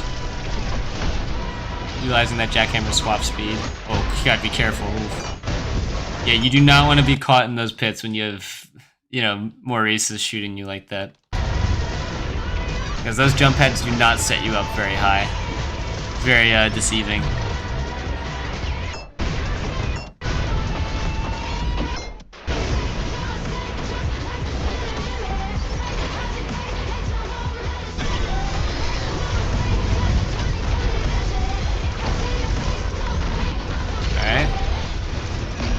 Again, it would be a lot better if you had a pump charge jackhammer pulled out at this point. Another thing, you do tend to use your dash to cancel. Oh. Oh, goodbye, Roke. Why can't we see any triple shotgun users at all these times? Because the shotgun sucks. Except for one of them. But, like, the shotgun sucks in general.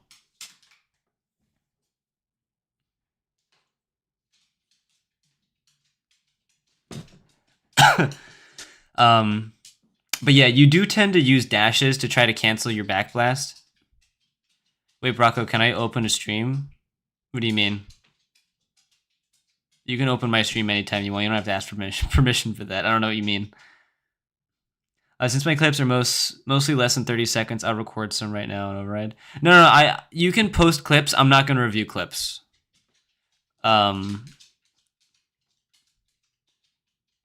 I would prefer if you sent a submission. It's just a lot more convenient. There's also a submission template and all that, Abood, in the forum. Shotgun is good for acclimating new players. It is. It definitely is. And there's no problem in running one shotgun at the very least. Okay, that's how it is. Listen, I say it again and again and again. Shotgun. There's no difference in using the shotgun or jackhammer after wave like 100. It's like literally no difference. After the low density waves, there's like no difference. You can hold Knuckle Blaster down, do your malicious rail cannon, FUP, and all that stuff, and it doesn't change anything whether you're running shotgun or jackhammer.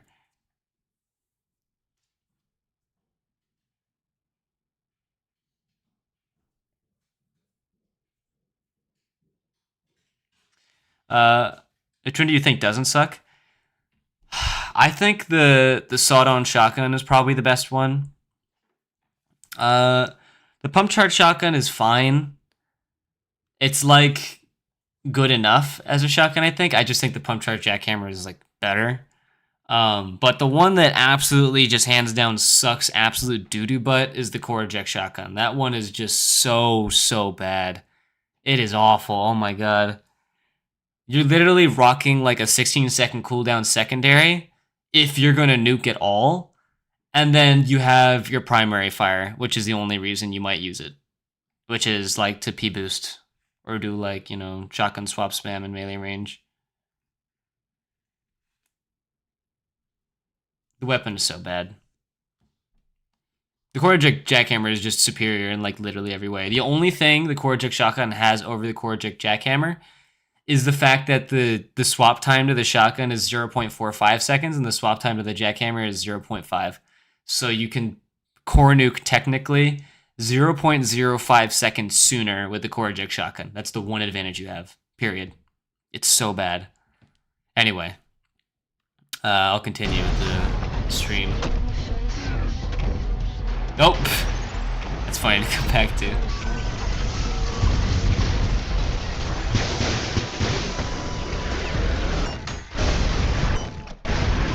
Yeah, so your conduction on a hideous mass is nice, but if you had spent that on your saws, you've gotten way more value than you would have had a rail cannon charge for this. Like, imagine if a Mind Flayer had spawned in this wave. You know what I mean? I think you probably would have regretted that. And like in 2 waves or so, they're going to be radiant.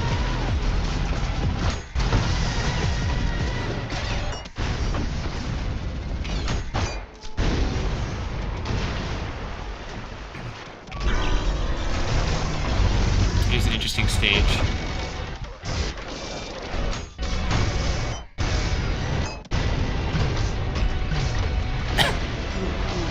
Okay, nice. I like the plays here. You don't even have to deal with the insurrectionist because he's on fire. Tried to time him out, but messed up. That's okay. Happens to the best of us. Going Knuckle Blaster there is an interesting decision. Probably could have gotten an accidental parry. But that was good. That was good. You did what you should have done against the insert there. Mostly ignore him while he's in the fire and you're dealing with the pressing close range enemies.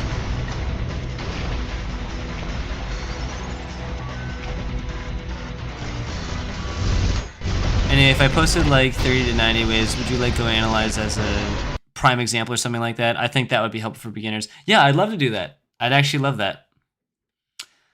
I think my goal with like all the Cybergrind review stuff, let me go back because I missed a little bit. My goal with the Cybergrind review stuff is to teach you the tips you'll need to get to wave 100. Because at that point, I think you've like quote unquote beaten Cybergrind. You've witnessed all of the Radiant enemies. You've fought them in like different dynamic ways. And if you just continued further, I think you'd grow bored, personally. There's no real new content after that. You just kind of fight things, and there's more and more friendly fire, and you do the same wave start, and that's it. Maybe sometimes you get, like, 5 Mind Flayers and 3 Insers and, like, 4 Idols, but, like, you know, even still, you don't want to fight that, you know? Yeah, Sauron has a shotgun I run. I use projectile boost too often to completely give it up, and that's fair. There's a lot of really cool tech with the sawed-on shotgun, and the sawed-on jackhammer is so droughted. What's the word? Doesn't have any tech. That's what I'm trying to say. Yeah, let's see this.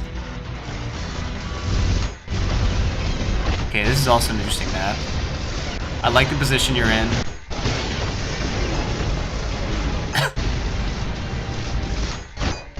Yeah, that was pretty solid.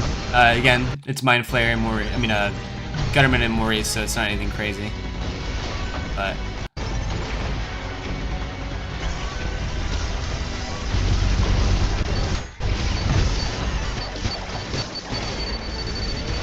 nice, LOSing the sentries. They're in fire. That's very good. Oof, you almost died there. You almost paid the price.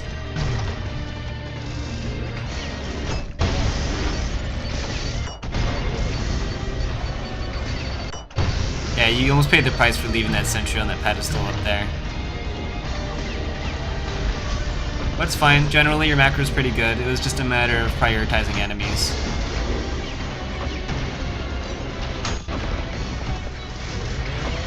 Yeah, risky taking a melee engagement on a swords machine like that.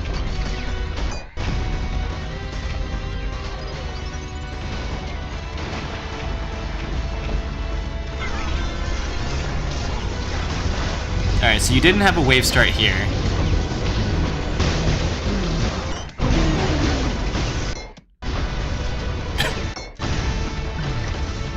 Yeah, on maps that have like a lot of verticality like this, you definitely want to try to use rocket riding to get to like the higher places you want to start your wave.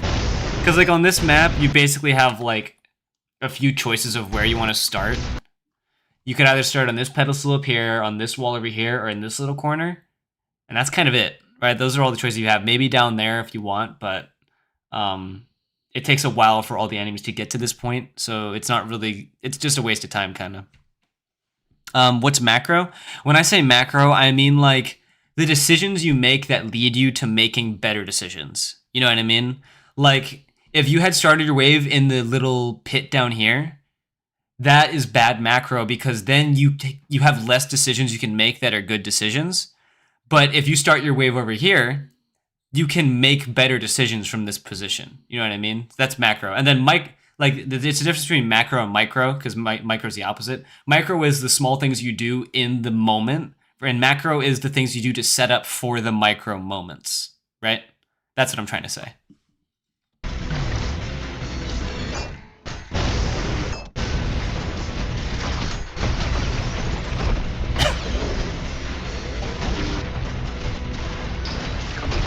Honestly, this is already a done deal. I know you're gonna win this wave, but like, I should probably like in future videos add like little keyword sliders that show up on screen that say like, oh, this is what I mean by macro, and this is what I mean by LOS. You know, for people that don't know those terms, probably do that. So thanks. I'm glad you're asking. interesting. Nice.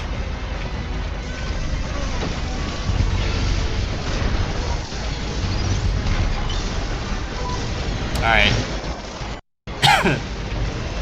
Yeah, we're starting to hesitate a little bit. Lacking direction.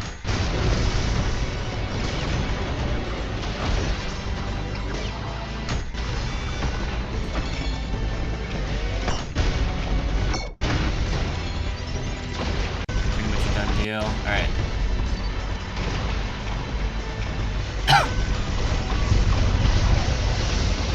This just got him into more aces.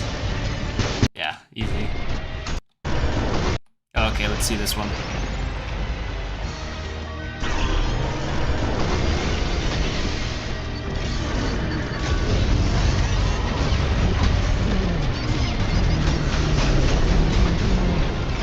Okay, nice. That was good conduction.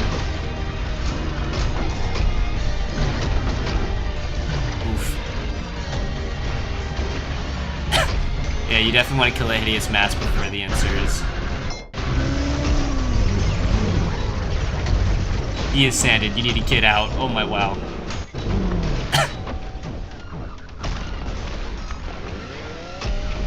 Pretty good. Oh, that was huge. This is... Okay. I'll say this was mostly sloppy. I think that the Hideous Mass in this map is especially deadly because the shockwave it makes not only like goes around in an area like this, from this like place up here, it's very hard to dodge it if you're trying to go up these stairs or if you're trying to rocket ride around the arena. It's very deadly, the shockwave here specifically. So you want to kill the Hideous Mass that goes here first. Also, it has complete line of sight everywhere around the arena in this position to spear you, and that's also bad. So that's another time where the jumpstart would be perfect, because if you just drop a couple magnets, a couple saws, jumpstart nails, like boom, it dies really fast. Like here, I'll show you an example. Where is he? There he is. I just spawn a Hideous Mass. Good. Right, like they die pretty much every time when you start your wave like that. Or even like later into the wave. You should probably use a tractor to charge second overheat barrage. True, but I mean, so far what I'm seeing is that like, yeah, semi-ironic here is just kind of putting something in their weapon slot that will continuously shoot as they're focusing on doing other things. That's kind of like the habit that's been picked up since we started this recording. I think I started to get shaky hands around this time. That's fair. Again, when you're beating your PB, you get nervous. So yeah, sure, you could do that next stream or something, I guess, and maybe make a video about it. I don't know. I will upload it like tomorrow, I think. Okay, yeah, just submit it. We'll see. I'm not working tomorrow, so I'll probably stream again tomorrow. I just do Jumpstart Saw plus Knuckle Blaster. That also works. Also works. But you know, if you want the good conduction value from nails, you can integrate that. Yeah, it's a pretty done deal, easy wave. Though I do want to see how you handle these Guttermen. Okay, you fight them correctly. Making sure you're not getting blasted by the other one and losing style.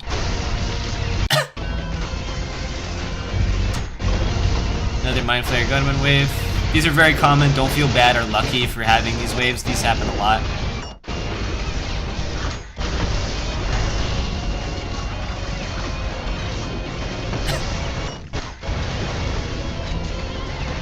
Yeah, you're staying above the Maurices, which is good. You are just kind of getting sloppy, but that's okay. You are nervous. That's the only thing that's happening here.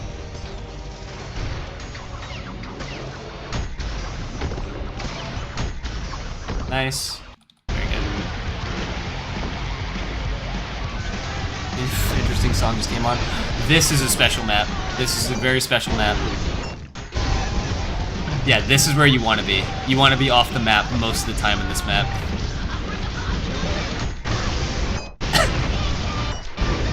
This map is essentially Evil Zone of snipers and death. This song is insane.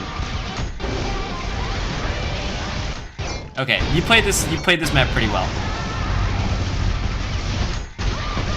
yeah, when it comes to this map, there's all these pedestals, and sentries, guttermen, and Maurices can all spawn on these pedestals. It's very bad if you're in this area down here because they all have line of sight on you, and you don't have an easy way to get to them. And even if you're in these corridors, they can still probably see you. So you want to do what this person did, and you want to go around the arena for the most part to avoid that. It's good to have normal pump charge, as you can do shotgun swapping with one shotgun. I use Q to change. True. No, I would say that the only like really good solo shotguns in your loadout for Jackhammer is like pump charge shotgun and then sawed-on shotgun. Those are your like best ones. It's probably better to use sawed-on. It is probably better, but I would say if it comes down to preference, it is definitely acceptable to use the pump charge shotgun.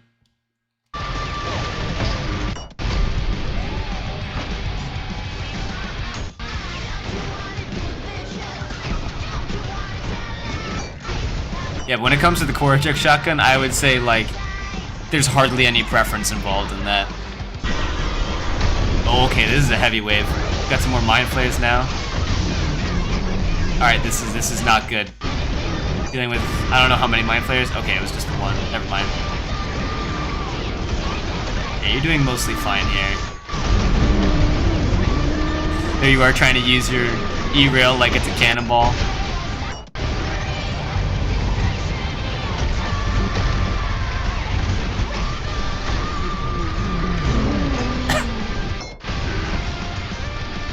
Yeah, really good. You didn't even know it. There was a ferryman on this map the whole time. You didn't have to worry about fighting him because as long as you're down here, I mean, you're playing above these pedestals, there's no problem. Yep. So I like what you did there. Only thing was that you did use your rail cannon in a very risky way that made it easy to mess it up. Oh jeez, this is bad.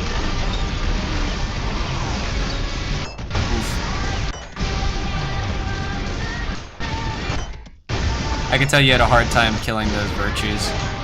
I will say it's very acceptable to kill virtues with the E-rail.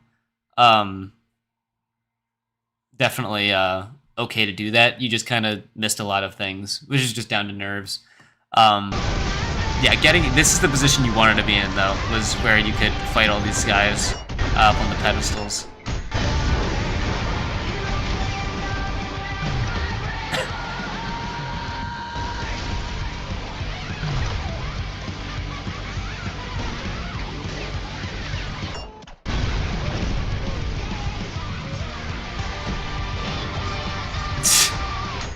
Hunting down the mannequin.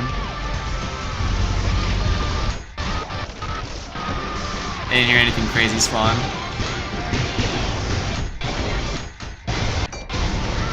Yeah, it was a pretty easy wave. Wave 66, this is heavy.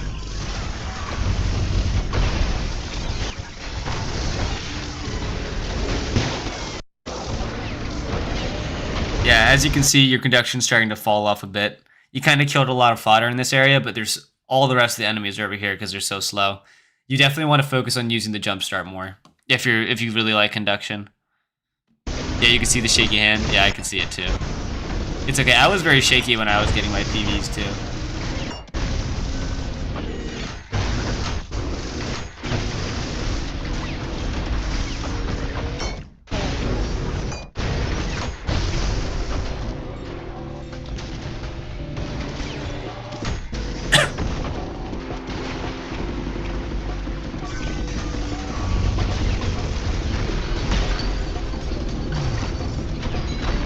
Yeah, there's a lot of rough enemies here.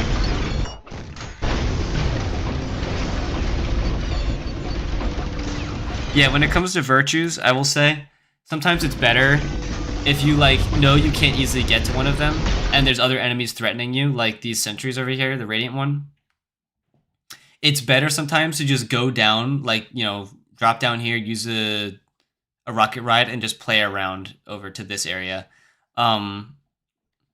Because at that point, this virtue isn't enraged yet, and he's not going to predict you with his beams yet, and you can use that to your advantage with a speedy kill without putting yourself in too much danger if you just drop line of sight for the first 2 seconds of trying to engage him. So that's definitely a suggestion I could offer. Yeah, because now you put yourself in a really risky position by staying up top like this, and you don't have an easy way to get out. You are completely bailed out because the gunnerman shot the Cerberus and healed you for a little bit.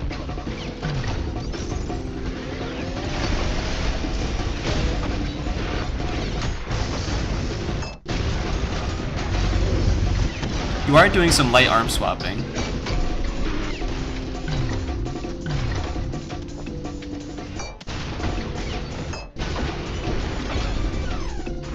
Yep, there's the Cerb launching as per usual. Yeah, I'm sure this is fine. Alright, here's the map again. No mind flayers this time. Let's see how you do it. I like this. Yeah, this is definitely the right way to play this. Congrats, you passed the test. You just passed the test of playing on this map and not going directly into the center, and instead deciding to just put crowd control in the center and play on the edges. God bless. Oop. Yeah, this is the right way to play this map. And although there weren't many threatening enemies, I was just happy to see that your macro was in the right place.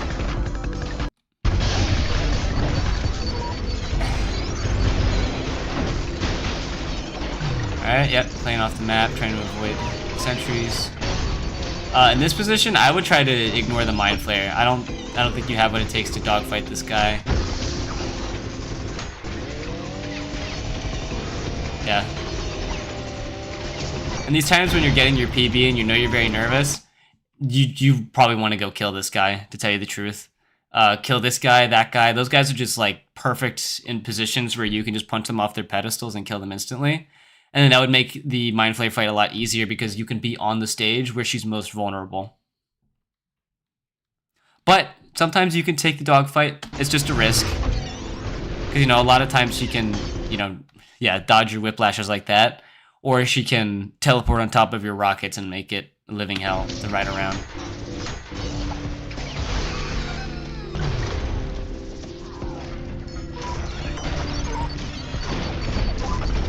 Nice.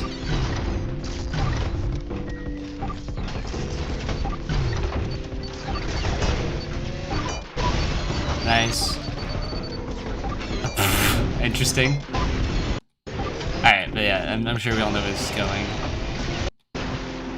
Wave 70, that's huge. Yeah, like there, again, you could have used your jump start. I'm just saying. Would have gotten a lot of value. Yeah, it's okay. So now you know to do it. I would say, my suggestion, make the jump start your primary conduction use. Make the E-rail your secondary conduction use. Because there are probably times where you want to instead use like a screwdriver. That would have helped you. Like for instance, in that previous wave against that Mind Flayer, if you hit the screwdriver, easy done deal. You wouldn't have needed the conduction because all the fodder you got from the conduction kill didn't mean anything in the grander scope. There were more threatening enemies you needed to kill. Why play Cybergrind PVs on Brutal? I mean, people just like it. Hey, what's the strategy for Mind Flayers and Cybergrind? They're extremely annoying for me. So I already showed this to everyone in stream, but I'll show you. Let me just check what time it is. Okay, I've got time. So Mind Flayers, they want to teleport on top of you, right? And they will only teleport where they can see you. They won't teleport in some random direction. So what you want to do generally against Mind Flayers is make their teleportation predictable, right? So if I put her here, and I go in this corner over here, for instance, she can only teleport directly in front of me. Right? And that leaves her way open for like a screwdriver or something. And right now, she's just dead weight. Yeah. So that's how you would want to fight Mind Flayers. And that's the reason why I don't advise dogfighting like Semi-Ironic was doing. If Semi-Ironic had instead not used the E-rail and had decided to use a screwdriver on the Mind Flayer, they could have easily gone around and swept all of the sentries and then come back to fight the Mind Flayer. Let's see how this goes down. This is wave 70. It's the Hideous Masses. You kill all the Hideous Masses. Very nice. Love your priority. Why do I fire your phone dial? Yeah, This is the wave you die on, I think. Okay, that's a lot of mind flight. I mean, virtues. Yeah. So you got very carried away with the conduction, but in getting a lot of style, it didn't do much for you.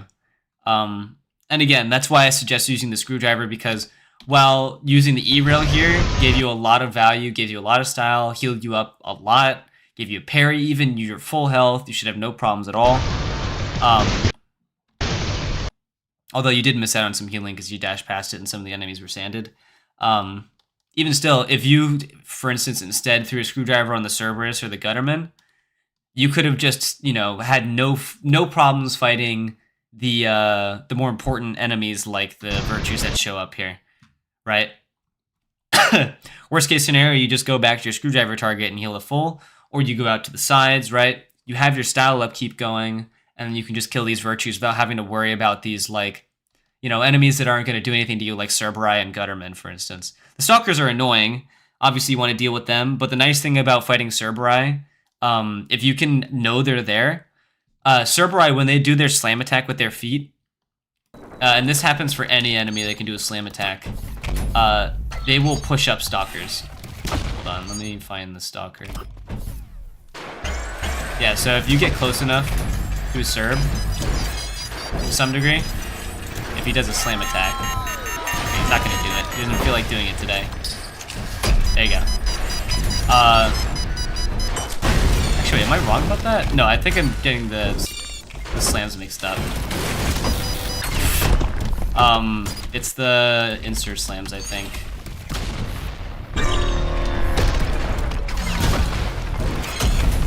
Wow, that was awesome. Yeah, but this insurrectionist, when he lands, he will cause them to jump up, I think. Wait, am I wrong about this? Am I an idiot? Or am I doing something wrong? Because I know that slams cause them to get knocked up into the air. Like anything similar to that shockwave causes them to get jumped up into the air. Pizza Man, you're here. Confirm this.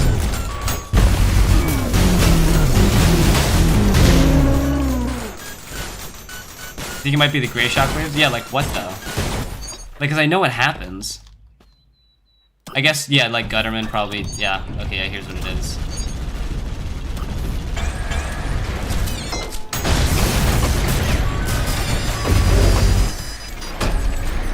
No, it's not. They're supposed to get knocked up. Is this a sandbox only thing? Or am I stupid?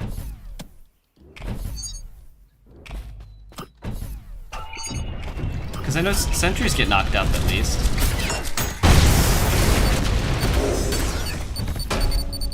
No, weird. That must be a sandbox only thing, because I know they do get knocked up. That's so weird.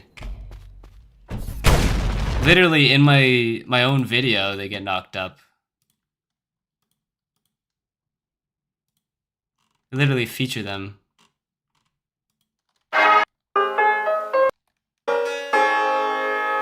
Yeah, like here. They get knocked up by the shockwave. That's just a change, I guess, that happened in the sandbox. I don't know. It's very bizarre. They should be getting knocked up like this. Like Stalkers should also be getting knocked up like Gutterman in this scenario. I don't know why it's not happening. Sorry, I haven't been uploading ULTRAKILL stuff. Been focusing in a game called Rumble. That, you know, it is a great shockwave, but also, like, we just tested it right now. Like...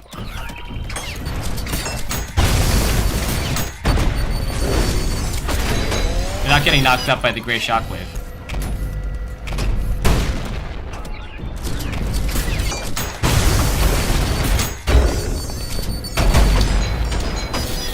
Yeah, they're just not getting knocked up. Maybe because they're in the ground? Maybe, let's see.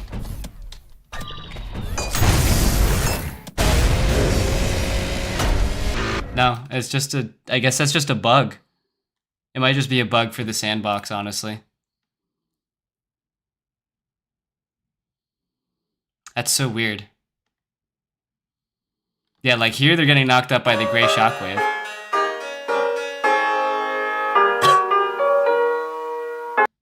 Huh. Oh well. But yeah, let's return to this. In these scenarios, they should be getting knocked up. I don't know why they're not. They probably are in the Cybergrind, but just not in the sandbox for some reason. Cheats on a normal level. Try doing that. At this point, we're just experimenting.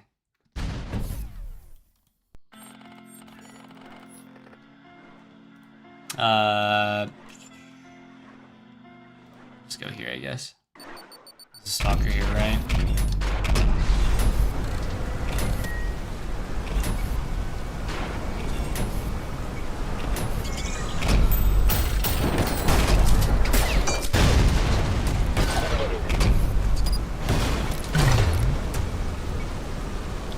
Yeah, like here, okay. So this Maurice should knock that guy up and that guy. Huh? Okay, wait. What if I...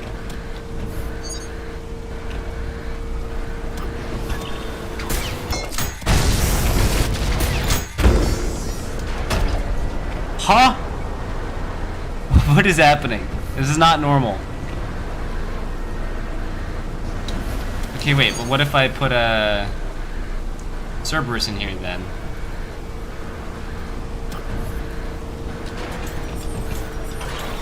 Actually, hold on. Let me make this guy blind. Okay, I guess I can't target him. He was spawned in by me. Maybe enemies that are spawned in function that way? What do you think? Yeah, he gets knocked up.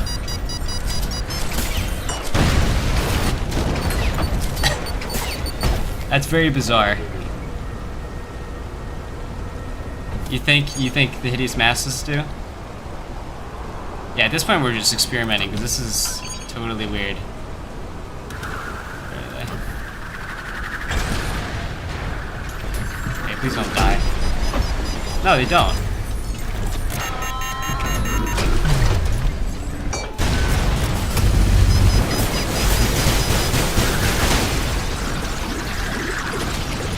It's so bizarre. Try spawning in a sentry and see if it changes. I think it's probably gonna knock it up. Where are they? Oh, he might die.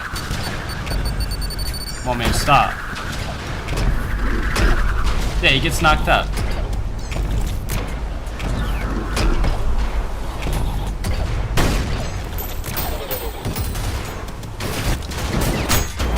So bizarre. Well, regardless, stalkers do get tossed up by explosions. So, if you have like I don't know what does a lot of explosions. Maybe just anything really.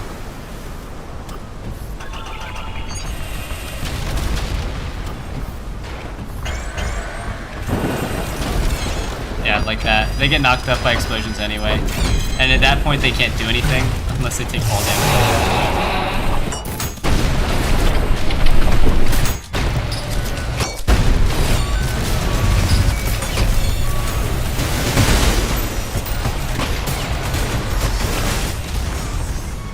Yeah, anyway.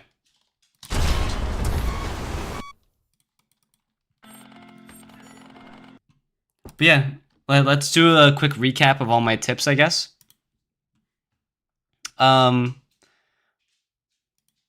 Number one, make sure you're using the jackhammer instead of like other weapons as like an idle thing that you have out in your hand while you're doing things.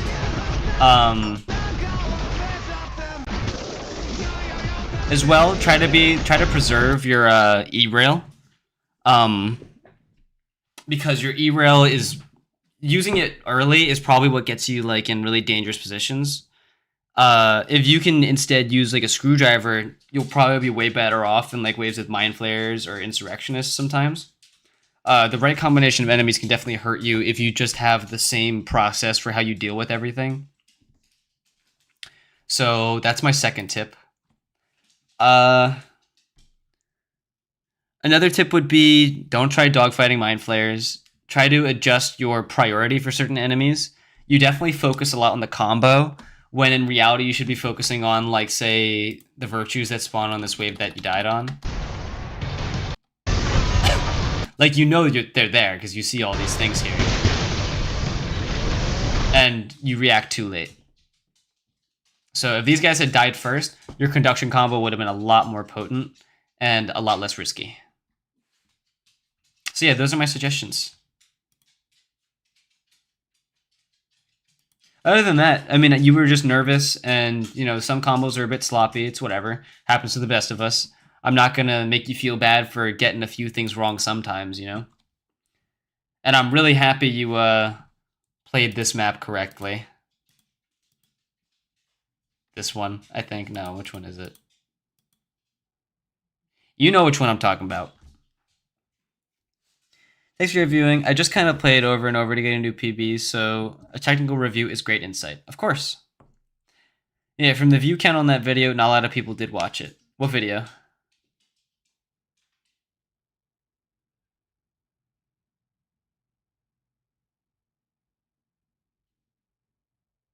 Your video?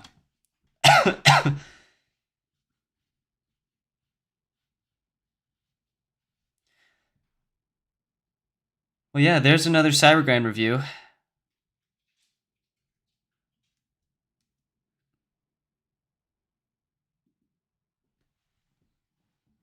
I think tomorrow I'll probably be down to do some, like, hello, Alex.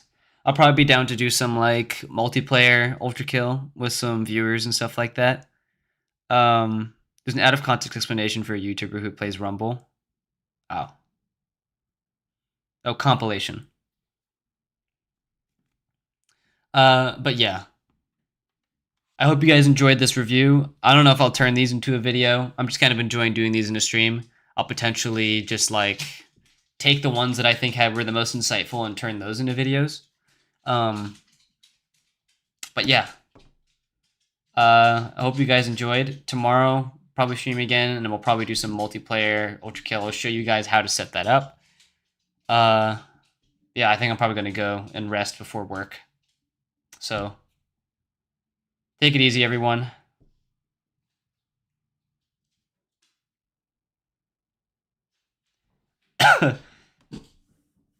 Goodbye.